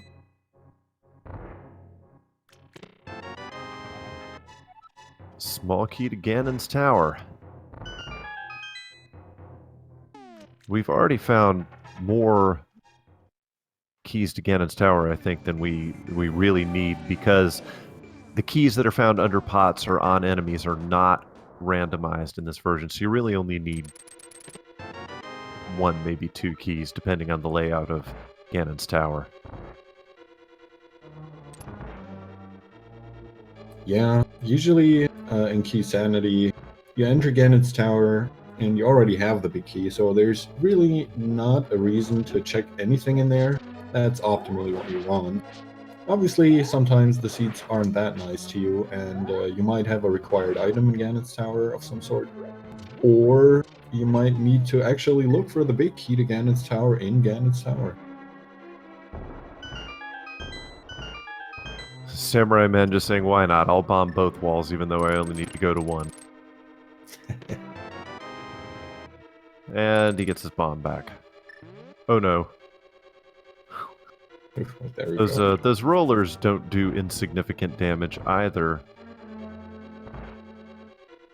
Is there a full magic pickup in here somewhere? I do not know. Let us see. There is not. That's unfortunate. That's just fairies up at the top, if I recall. Oh, nope, Just not a bunch fairies. of money. Rupees. Yeah, so the reason this is a problem is because the next area of the dungeon requires use of the Cane of Samaria. Samurai-man is completely out of magic, which means he cannot use the Cane of Samaria. Wow. You talk about little things that could change the way that the seed or this race plays out. That's one of them right there, because I would have had to think that until just now, Samurai-man was a little bit ahead. But, whew.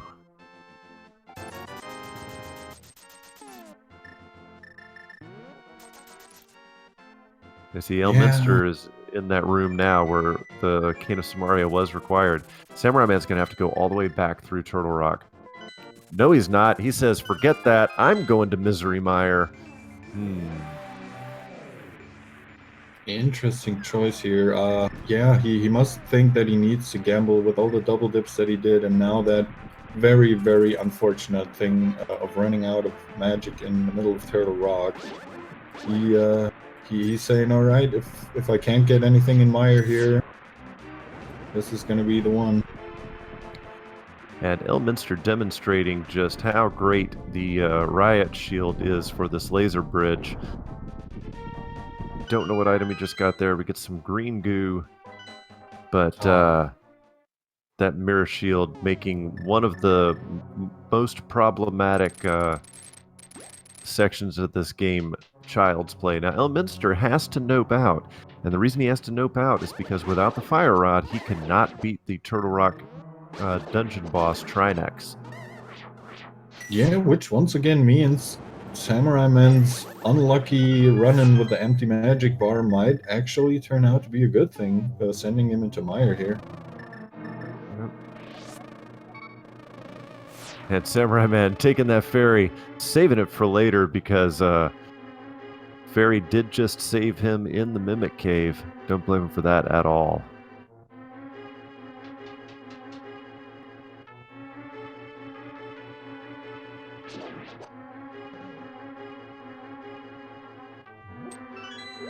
On into Misery Mire. Aptly named. But there is a flaming hot Cheeto sword, a tempered sword, so that will cheer anybody up. Yep, very nice find here, making the Ganon fight so much more bearable. Meanwhile, Elminster deciding, okay, I guess I'm checking Tower of Hera basement. Yeah, this could be an incredibly significant play here. It's more likely in Keysanity that one of these plays will work out. That may just be anecdotal, but it certainly seems that way. But as you were mentioning before about the Ganon fight, if you don't have the tempered sword... Oh my gosh, there's the gold sword, a.k.a. the butter sword. It's like butter. But wow. as far as the Ganon fight goes, if you only have Master Sword when you get to Ganon, you cannot harm Ganon unless you do a spin slash with the Master Sword. That makes the Ganon fight much more difficult, much longer, but with Tempered or Butter Sword... Oh no, Samurai-man just screwed up the block movement so he could light all 4 of those torches. Yeah, a little bit of rage there. At any rate, you can use regular sword slashes on Ganon with Tempered or Butter Sword, making the fight significantly easier.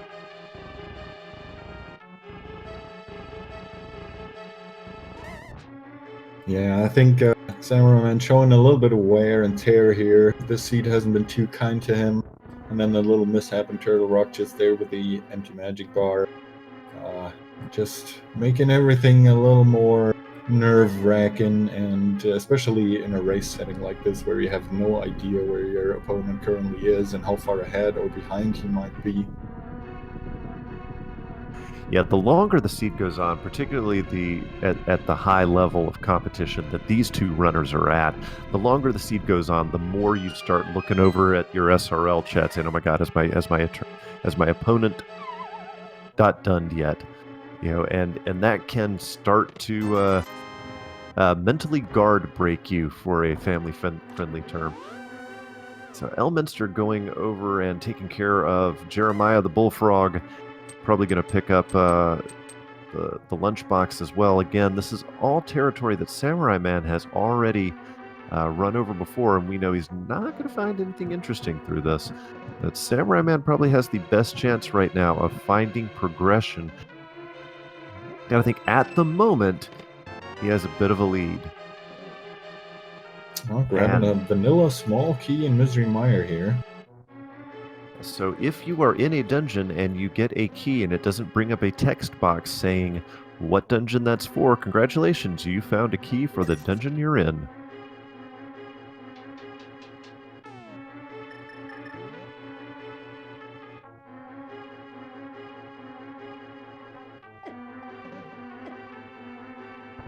Elminster picking up his freshly smithed bomb upgrade.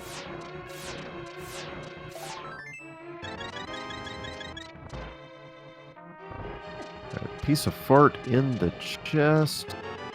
And map to Stevestown. Couldn't have come at a worse time. Yeah, definitely not what we want to see.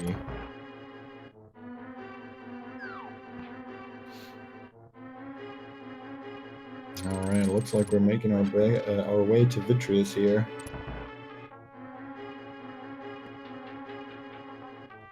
And as you mentioned earlier, having the silver arrows on Vitreous. And there's a mail upgrade. Of course, now that you have, 14 hearts, it's a little late for the mail upgrade.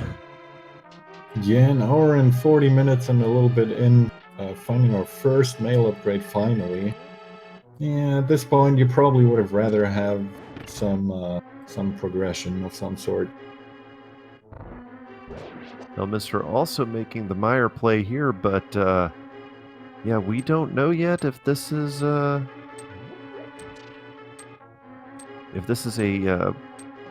pendant or a crystal dungeon. So once we defeat Vitreous here, we'll find out if we need to go looking for that. Well, we're gonna have to look for the fire rod anyway because Skullwoods. So Yeah, no way around that fire rod, unfortunately.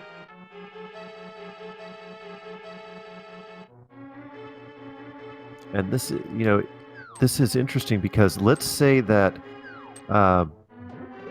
Vitreous both drops a progression item and a pendant. This actually works out better for Elminster, who's already completed Ice Palace. Because if there is an item on the pedestal, Samurai1man again using the using butter sword and cape strats there to take out the eyeballs. It's a whole lot quicker than using the arrows. And there we go, 2 arrows into Viti, the only boss that takes 2 arrows. Viti drops the big key to Eastern Palace and a pendant. Alright, here we go. That means the pedestal is open for Elminster, and it also means we finally found the progression that we were looking for in the big key to Eastern Palace. Yeah. If there is an item on that pedestal, you've got to think that Elminster has a bit of an advantage here. If not, however, this is still great for either one of our runners opening up Eastern Palace.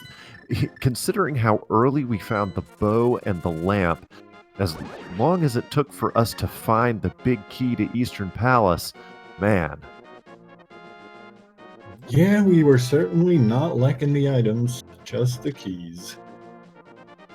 So there are 2 items still left in Eastern Palace, the Big Chest and Armos Knights. So good chance for progression here in Eastern as well.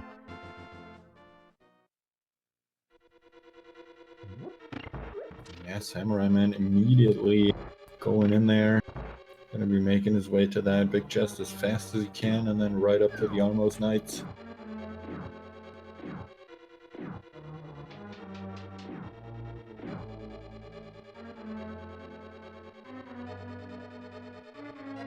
So at this point, we have to make the decision, well, not really a decision, I guess, since we're still looking for the boots, but that big key that's on the Lumberjack ledge can only be the Ganon's Tower big key or the Ice Palace big key at this point. That's right. One of the 2. How late will our runners wait to actually go into Aga Tower? There's our fire rod! Oh, man. Alright, so that opens up Skull Woods for us, which means, as well as Turtle Rock, of course, which means we can now get all our crystals. Yeah, but we don't have a key item. That is the Ganon's Tower big key. Pedestal, people are saying Pedestal is dead. Not if Armos Knights has the Ice Palace big key. Mm-hmm. And the big key that's on Lumber. Well, no, yeah, Ped is dead. Oh no, Boots could still be on Ped. Yeah, we for all gotta we have know. Boots for that big key that's sitting on Lumberjacks.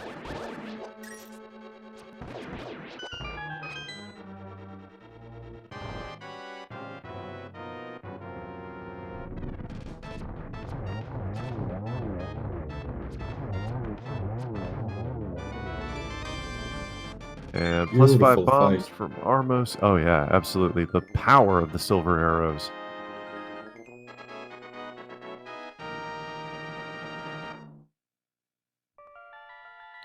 It'd be interesting if the logic is going to require a double dip into Ganon's Tower. Say Ganon's Tower has the boots, but the big key is sitting on Lumberjacks. So let's see. We still have a couple items left to check in Skull Woods, including Mothula and the chest in the final section of the dungeon. So we could be eating our words here, but we could be closing in on go mode.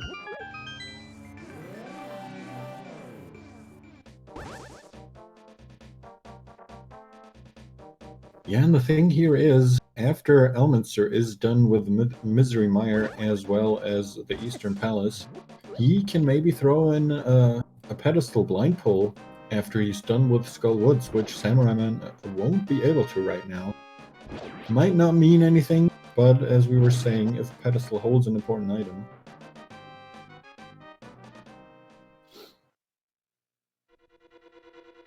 And it is all coming down to the Skull Woods here. This one is coming down to the wire, and so many unknowns this late in the seed. I mean, we're closing in on an hour 50, and we still waiting on go mode. You don't even have a clue on what we're going to need for go mode.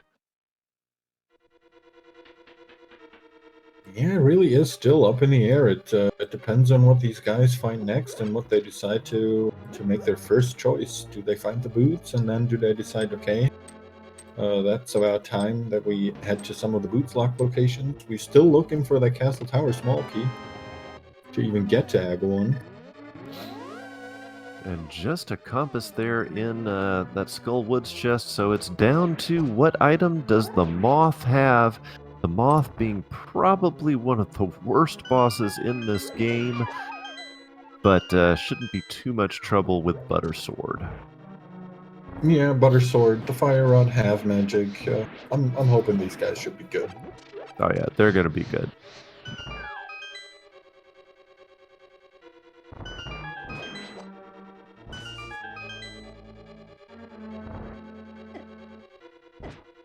I'd be willing to say that if Mothula drops the Ice Palace big key, I think that's probably confirmation that this is a Ped seed.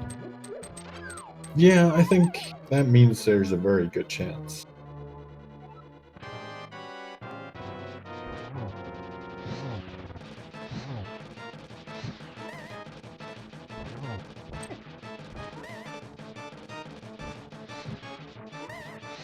And Moth trolling a little bit by staying up on those traps. Mothula does not take damage if you hit him while he is over one of those traps. So it's one of the reasons Mothula can be one of the trolliest bosses in the game. And Samurai gotta play it a little safe here. He does have a fairy, so maybe that's why he's face tanking like this. There we go. Cutting it close. Seems to be a little bit of a what do you call it? With Samura1man cutting it close on the boss fights. Yeah, absolutely. So nothing doing on the Mothula drop, just dropping a big 20. We still need that Ganon's Tower big key. I think you just YOLO Ganon's Tower at this point. Yeah, I wouldn't be surprised. I mean, he's still gotta finish up Turtle Rock, but then, assuming Trinex doesn't drop what we're looking for.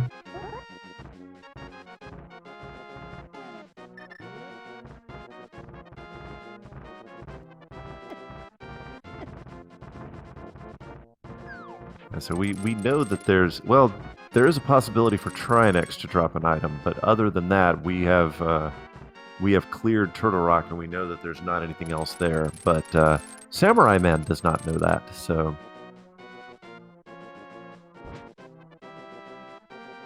But Elminster did clear the dungeon and did everything but defeat Trinex because he didn't have the fire rod at the time.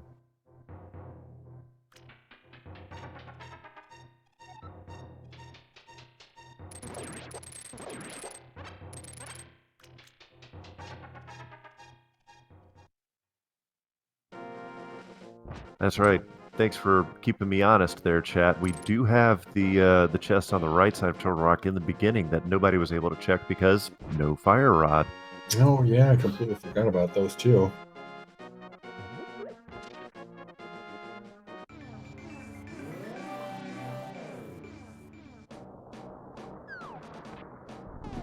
Alright, so getting down to the wire here. Yep, Samura1man heading back into Turtle Rock while Elminster is most likely going to be finishing up Skull Woods here.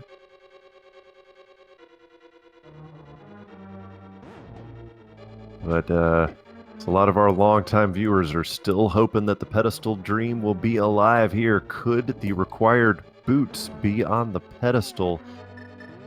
And the required Ganon's Tower big key be the item that we saw on Lumberjack Cave earlier?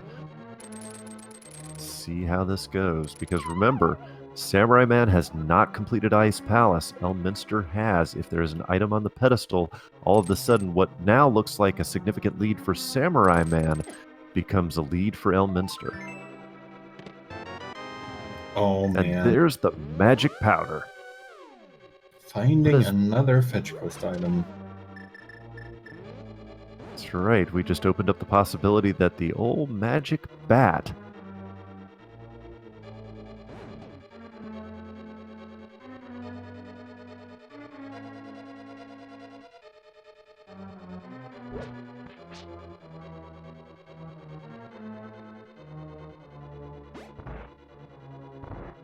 I imagine we'll see a blind pull from Elminster after he completes Skull Woods. Yeah, I mean, if I was in his situation, I probably would blind pull it. Just, you're here, you have all the pendants, you have no way of checking it, and if it does have something that you need, you're going to be kicking yourself if you have to come all the way back here. Yep.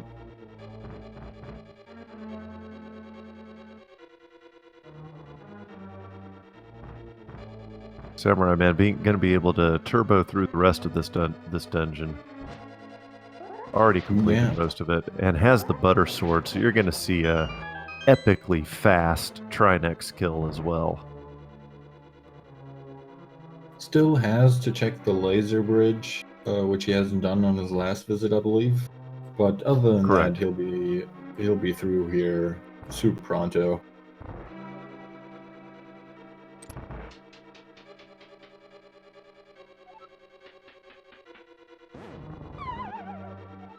Chat pointing out one thing that could be extremely trolly: the boots being on one of the tablets, but the Book of Medora being on the pedestal. Oh man, yeah. There is a couple of trolly things left, no doubt.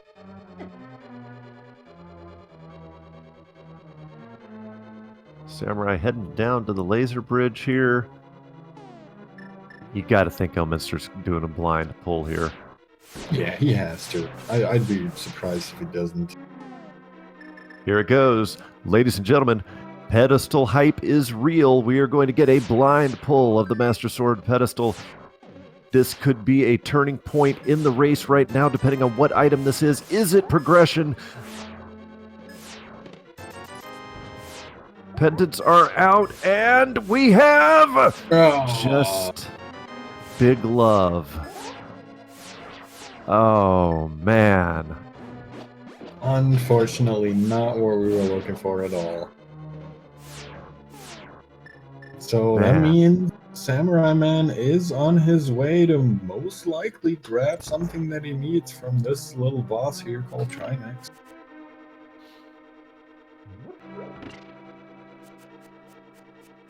There are still multiple opportunities for troll here, depending on that Ganon's Tower big key location. Because if we find the boots in Ganon's Tower, that could mean our runners are going to have to mirror out of Ganon's Tower, complete Aghanim, get the big key, then go back to Ganon's Tower. So the possibilities for troll are still very, very real. Yeah, it's crazy. And for all we know, that big key could be the Ice Palace big key, and the actual Ganon's Tower big key is in the Ice Palace big chest. That's entirely possible as well. Oh, that's evil, Herfy. I like it. I think at this point, though, particularly if you're Samurai1man, you YOLO Ganon's Tower in the hopes that the Ganon's Tower big key is in Ganon's Tower, because if it is, you just go straight through. Yeah, absolutely. I mean, you're looking for boots, you're looking for that key. Get another small key for Ganon's Tower here. So not what we're looking for quite yet, but going to Ganon's Tower at this point is pretty much a given, I'd say.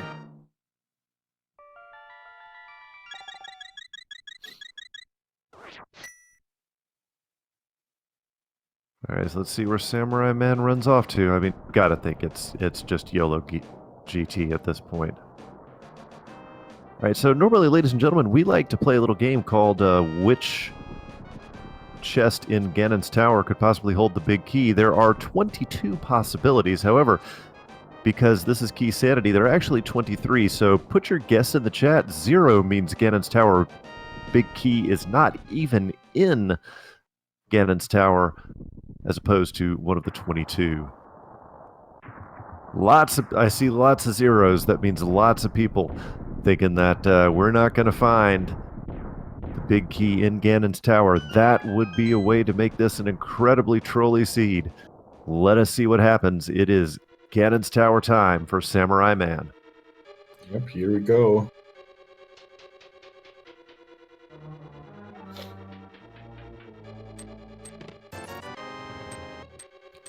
Big Greener and Big Love.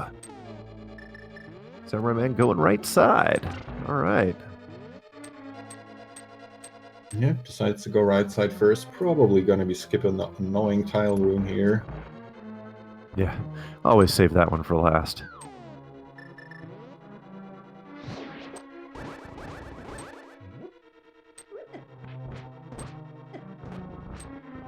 And the Gibdo there trolling Samurai1man just a little bit. Yeah, he must have placed this block on accident or something. He kind of trolled himself with it there, blocking his own way. Yep.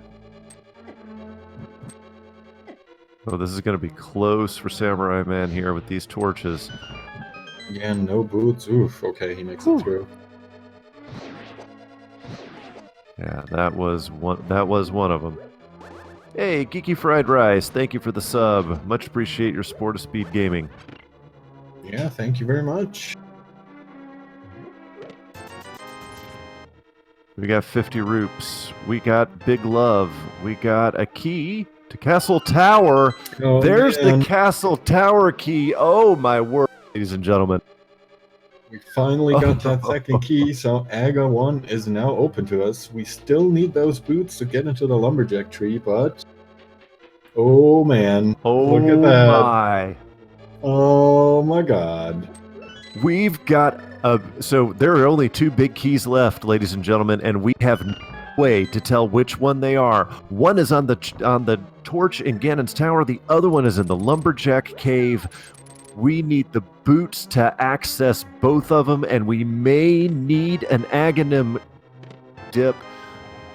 How could this become any more trolly? Wow. This completely lives up to its name. It's absolute insanity at this point. He says that we don't call it Keysanity for nothing, boys and girls.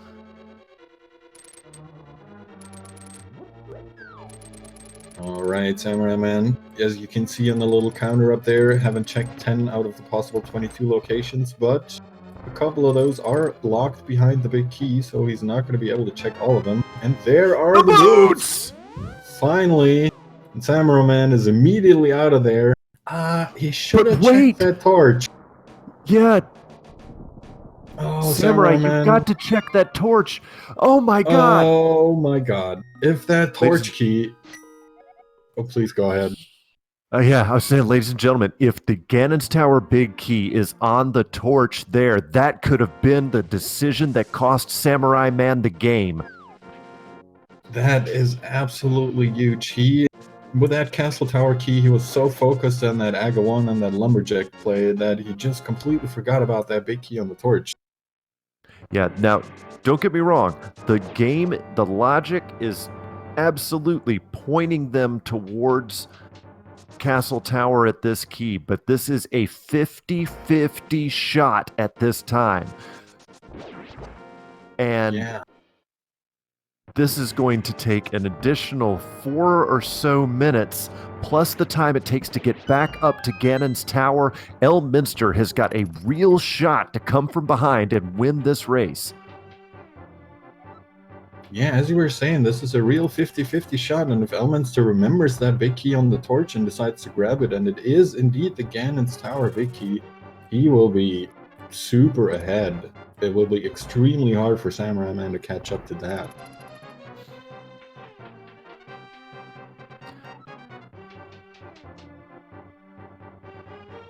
All right, so let us see what happens with Elminster. What decision does he make? And should he decide to go left side first after these 2 chests, he'll be even quicker.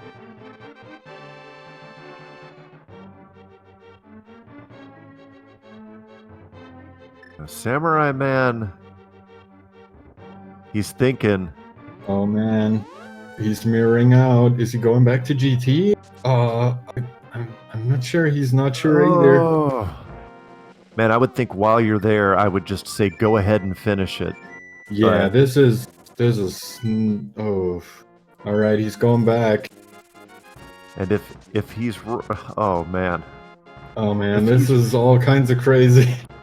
Yeah, because if we could be down to like an out and out dead heat if the Ganon's Tower big key is on that torch, we will have a near dead heat here. This will come down to nothing but pure execution. Oh, and I think Samura1man is still unsure about his decision. We saw him on the pause menu for a little bit there again, and he's making his way over back to Ganon's Tower. He's not very happy about it, I'm guessing. No, Elminster picked up the boots. He is staying into Ganon's Tower. Staying in Ganon's Tower. Let's see what he does here. There he goes, mirroring back out. Ladies and gentlemen, the answer is about to present itself to us. Oh man, what is this gonna be? The immortal words of Samuel L. Jackson, hold on to your butts. It is the big key to Ice Palace. Okay. Elm, what are you doing? Elm, you gotta mirror out, man. Elm, you gotta go, man. No. He has to remember that key on Lumberjack Cave, right? Is he hoping that the big key is still in here? Maybe he's forgotten. Oh man, you guys are giving me a heart attack. What is happening? Yeah. Oh my gosh. Well, that Critical unfortunately errors. means, yeah, critical errors from both of these guys really at the very end here. But that means, oh no, Samura1man, what are you doing? Mirror out, yes, please. Go back to Aga. No, what are you guys doing? I wonder if they've forgotten that they have found all the other big keys. I mean, it really is only... There we go. Oh, Elminster was looking for the second castle tower key. I take everything back.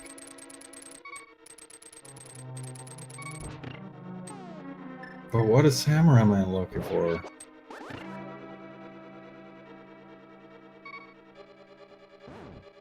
I am beyond confused at this point. Alright, now we see Elminster heading up to Ganon's tower. Still not quite sure what Samura1man is hoping for in here.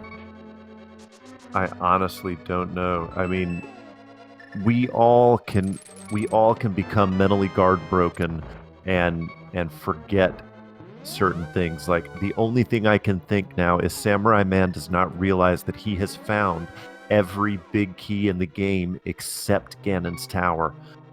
So he's probably hoping that the big key is still here in Ganon's tower because he doesn't remember he's got all the rest of them. Yeah, it's either that or he's hoping for another Ice Palace small key for some reason. I'm really kind of lost. He must have forgotten. I mean, he was already on the right way earlier, so something must have triggered his decision to mirror out of Aga and not go back now that he's realized the big key on the torch was only for Ice Palace.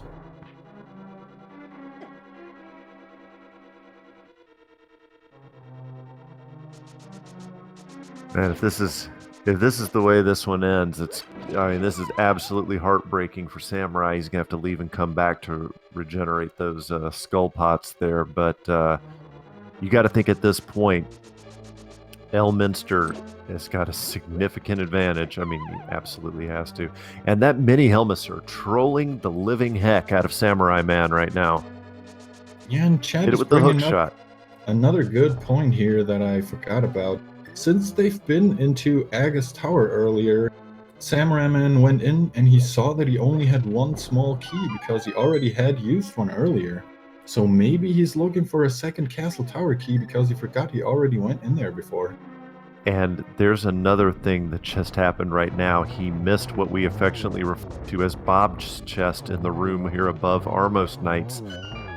So he may even come back for that, which we know now is another mistake. Oh my gosh, it is heartbreaking to see this happen. But Samura1man at least finds the red mail, but okay, he mirrored out and just saved and quit and hopefully making his way back to Aghanim now. Yeah, it looks like it.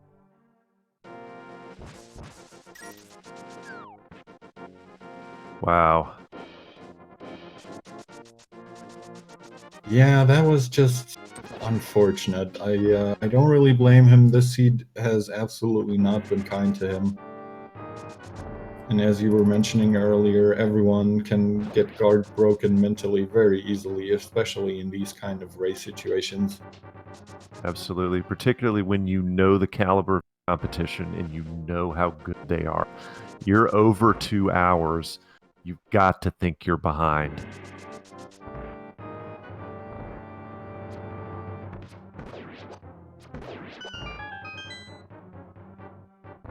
We're at 2 hours, 10 minutes. Ladies and gentlemen, again, I'd like to remind everybody, if you are enjoying what you're seeing here, please give our runners a follow here on Twitch. And if you're new to seeing games run as fast as they can be in a tournament setting, then Speed Gaming 1 through 4 has all of your tournament needs. Dozens of tournaments on classic games to recent games going on here on Speed Gaming. So check them out too. And hey, while you're at it, why don't you give my commentary partner here, Herfy Durfy, a follow as well.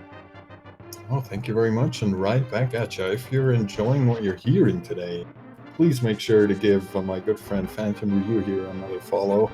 He absolutely deserves all the support he can get. And not to forget, I also want to give a quick shout out to our trusty tracker today, the Dude, keeping track of all these items and keys that we found, making sure we're all up to date.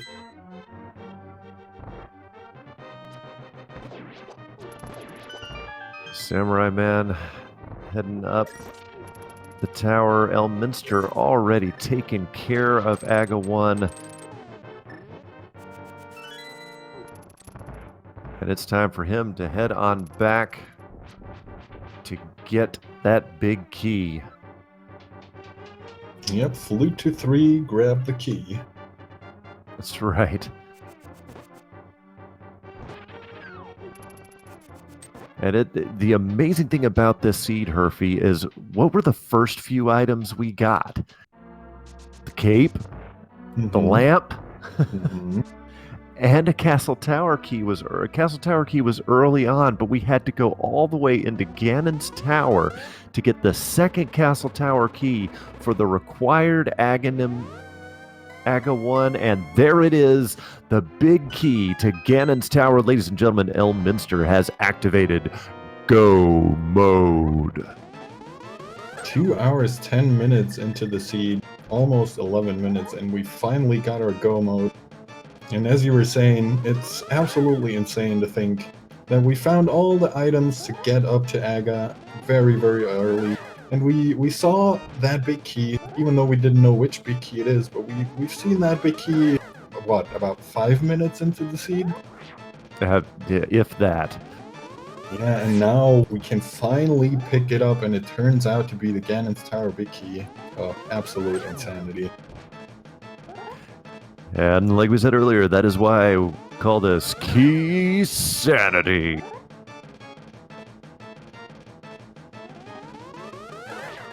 But also, now, Herfy Durfy, something that you and I identified at the beginning of this seed. If Ganondorf kills Ganon, will that cause a rift in the space-time continuum? Yeah, we'll have to see. We'll have to see if it causes a universe-shattering paradox.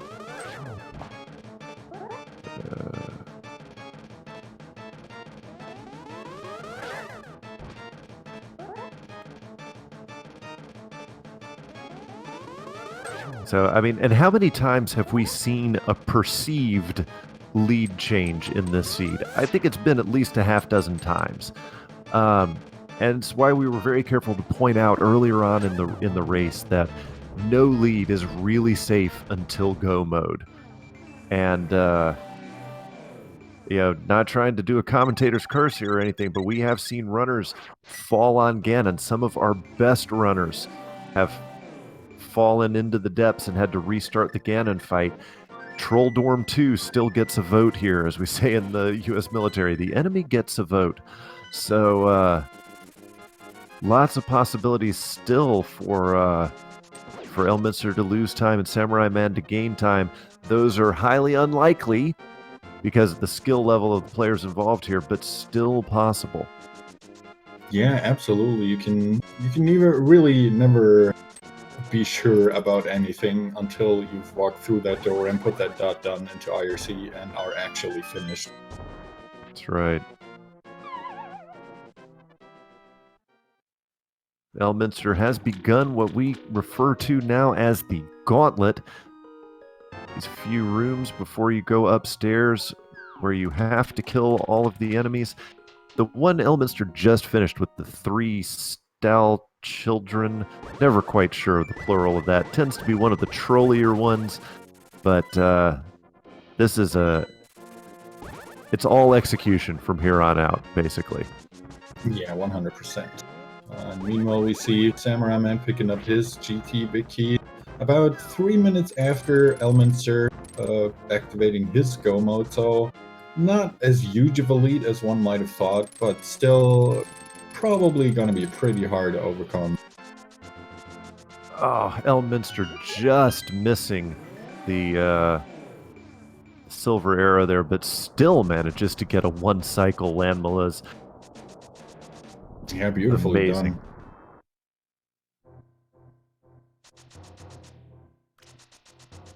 and beautiful. I love the 2 rooms with the wizrobes that are basically designed for the Cane of Samaria. Yeah, it's so beautiful to see this executed.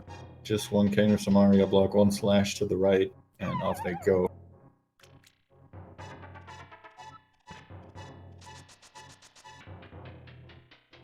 Samurai scoffing at that fairy drop that he just saw. He's got a fairy, so...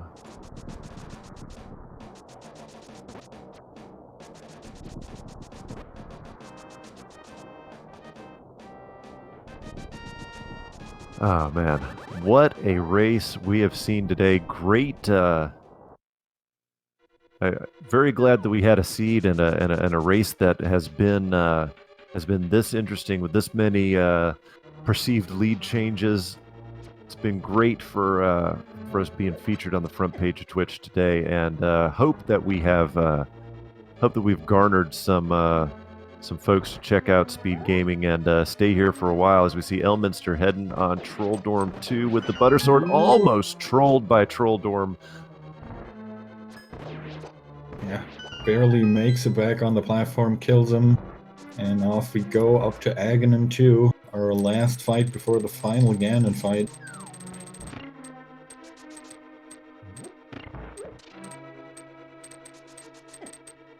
And yeah, as you were saying, I think this was probably not for the runners, but definitely for us and the viewers, a beautiful seed, a great showcase of what Keysanity can hold in store for you if you decide to subject yourself to this madness.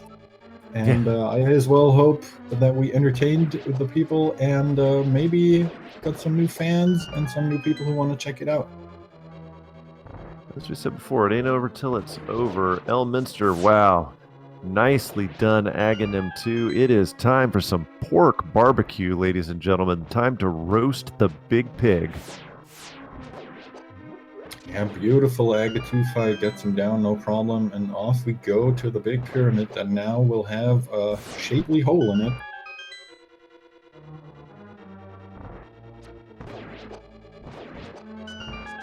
Samura1man, though, look, just amazing execution there through the gauntlet. Yeah, really making up some time here. Let's see. Yeah, wonderful 0 cycle or 1 cycle here on the land mollusk. Every shot connecting.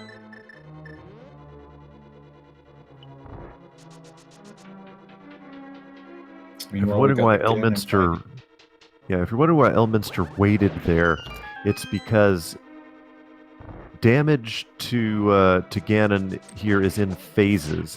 So he had already done enough damage to advance Ganon from phase 1 to phase 2 and had to wait for phase 2 to officially quote-unquote start before doing damage to Ganon in phase 2. Yep, and now we're coming into what might be a trolley phase for Ganon. He can teleport as much as he wants, but it looks like he's not being too much of a butt today.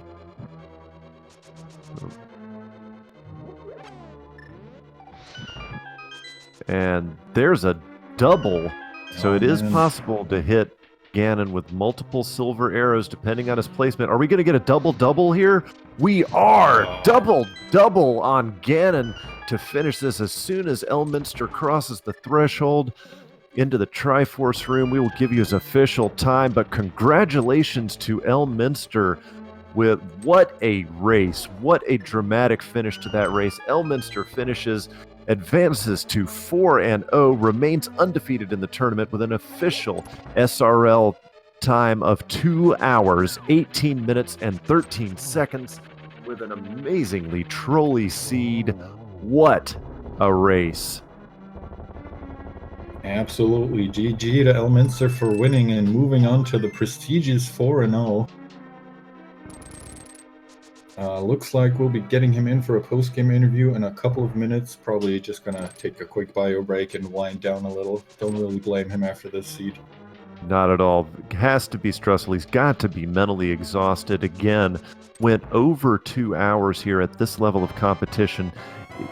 Unlikely to go much over 2 hours. Yes, 2 hours is the average for a Keysanity run, but considering your level of competition, you've got to Absolutely. Yeah. Thanks, guys, for all the cheers. Much appreciated. These guys, I mean, seriously, I know I've said it before, but I'll say it again. I'll wear it out. I don't care.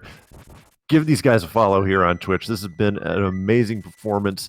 Regardless of the fact that Samura1man wasn't able to get the W here, some amazing execution from him. Obviously, some decisions he made that you could question, but man, that is this has been one of the more exciting seeds that I've been able to commentate.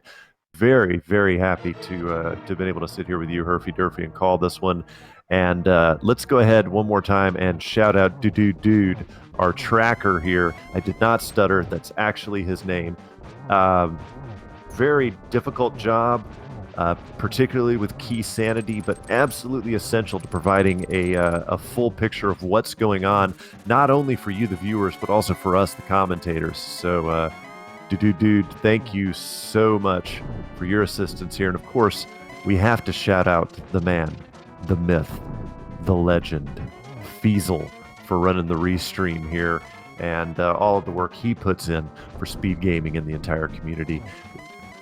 If you are interested in running this game, obviously just exclamation Keysanity and get you a link to the Past Randomizer Discord, one of the friendliest, most welcoming communities I have ever been a part of on the internet. This 40-year-old man was welcomed with open arms, and I haven't gotten any age jokes other than the ones I make on myself. So.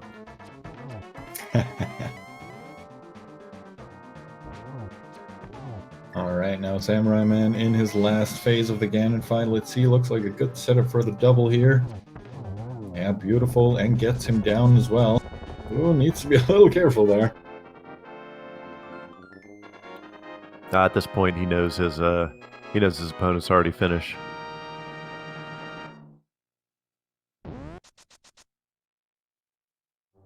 All right, Samura1man finishes in second place with official SRL time of 2 hours, 21 minutes, 31 seconds. Wow. So a less than 3 minutes between, or just about 3 minutes between these two. That's, wow. That is so very amazing. Nicely done. GG to Samura1man, who is already here waiting for us to get him in for a post-game interview, as well as Elminster. So let me get these guys in here real quick. All right, let's bring them in. Interview our contestants here today. Elminster, Samurai, GG's to both of you, man. But obviously, Elminster, congratulations on your victory. What a heckin' seed, right?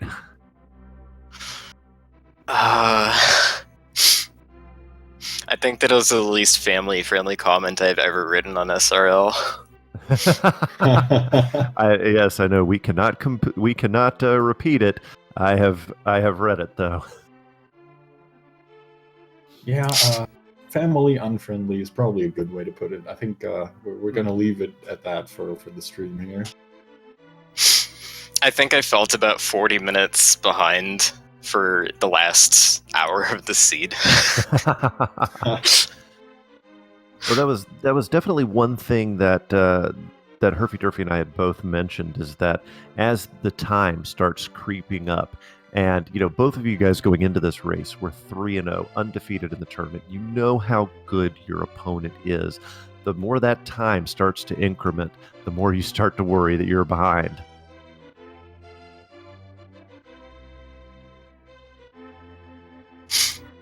I pretty much thought that Ganon's Tower with Big Key on pedestal was going to be my only hope.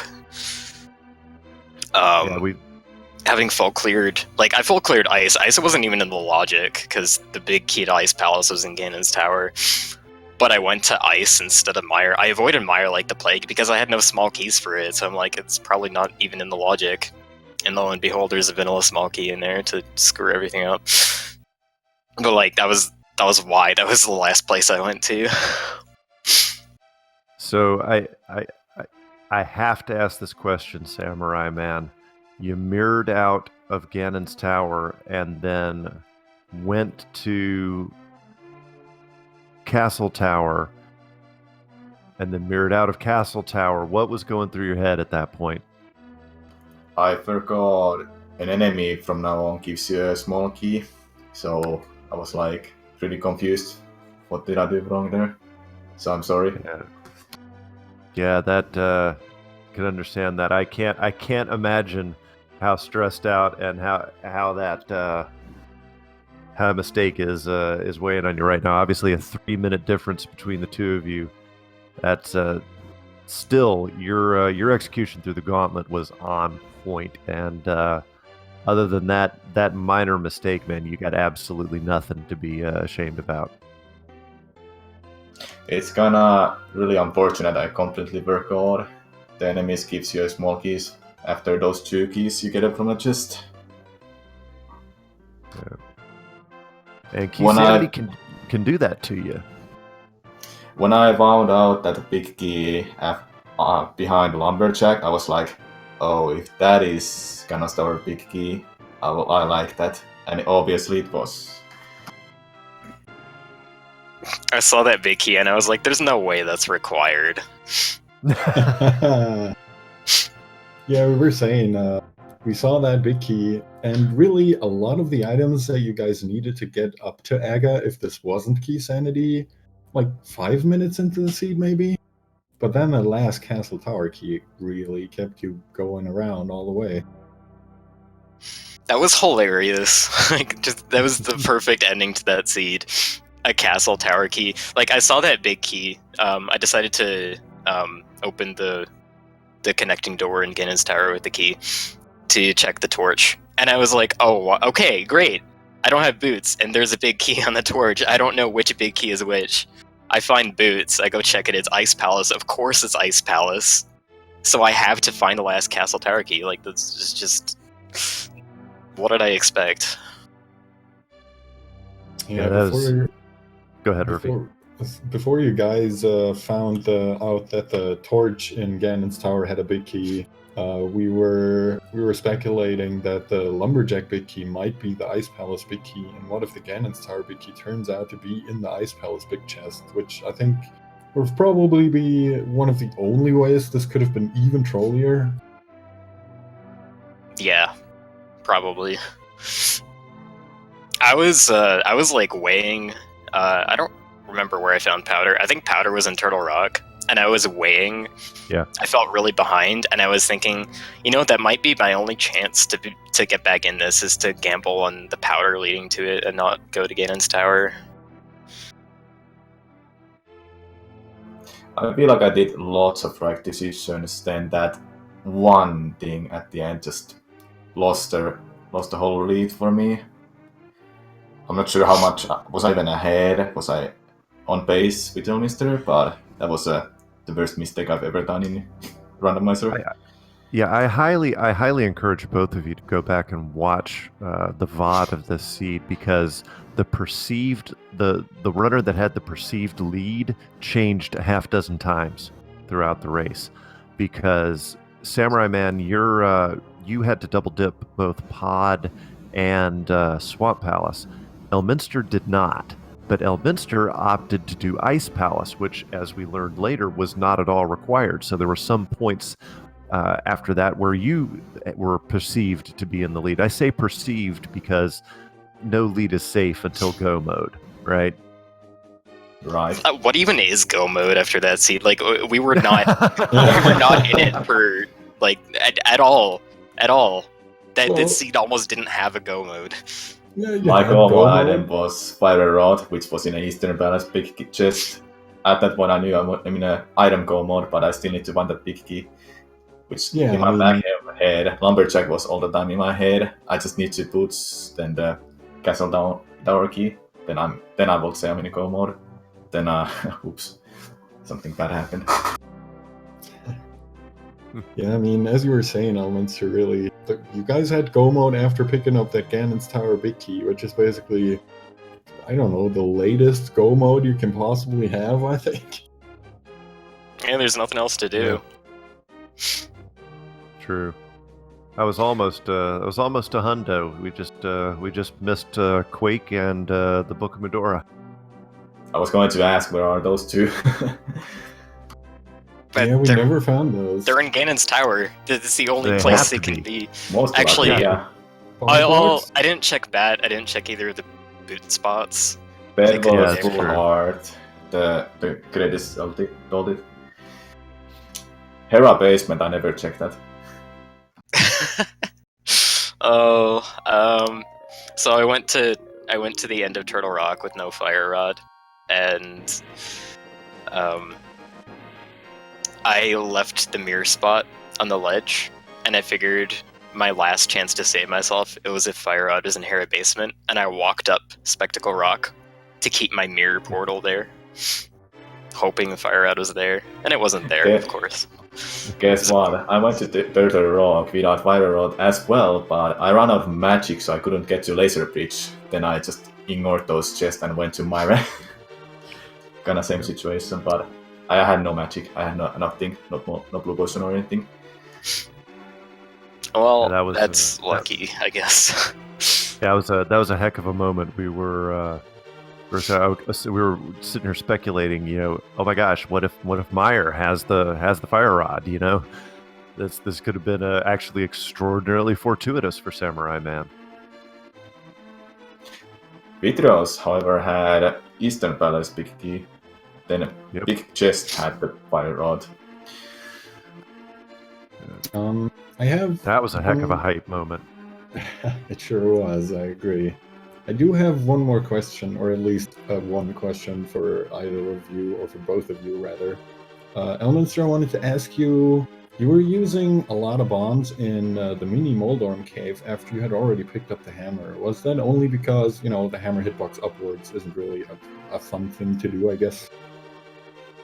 Yeah, hammer's like impossible to hit them with. I've had a lot of times where I try to hammer them, and the ones on the side just knock me into the hole, and that's 2 hearts if that happens. So Yeah. I felt like bombs were the way to go. Yeah, that's a very good point. And Samura1man, I wanted to ask you, did you forget about the silver arrows when you were fighting the land molas?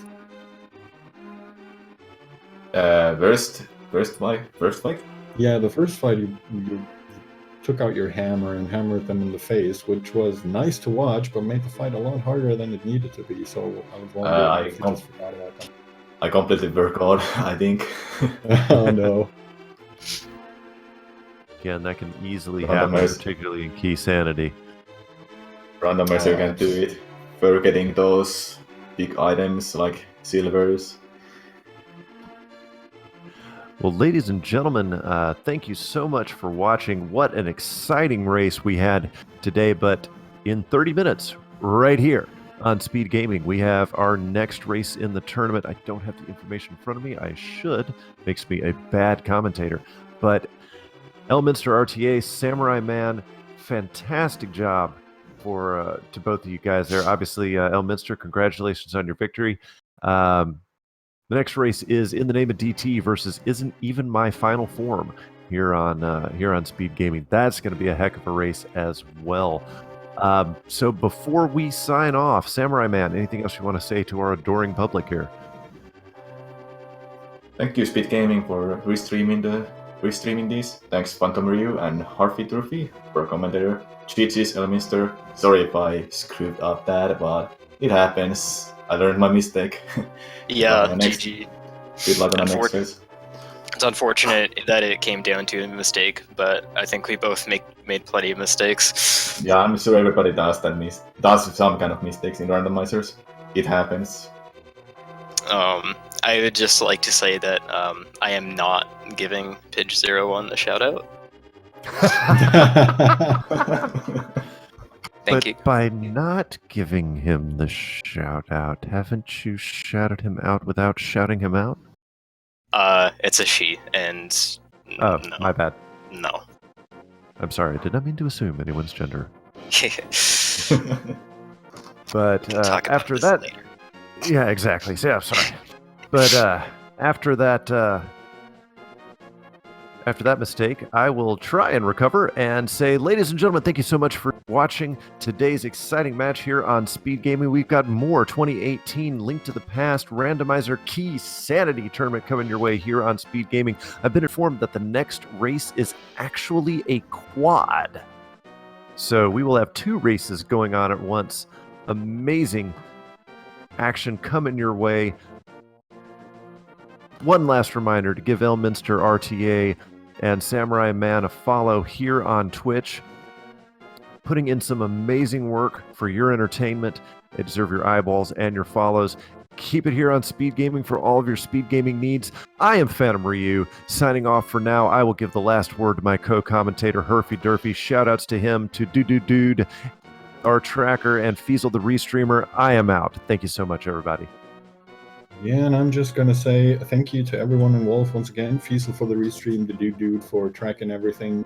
Both ElminsterRTA and Samura1man for the wonderful run and the race. Please give these guys a follow. And of course, GG and good luck in the rest of the tournament for you guys. And last but not least, my wonderful co-commentator, Phantom Ryu. It was, as always, a pleasure. And I hope you guys have a great night.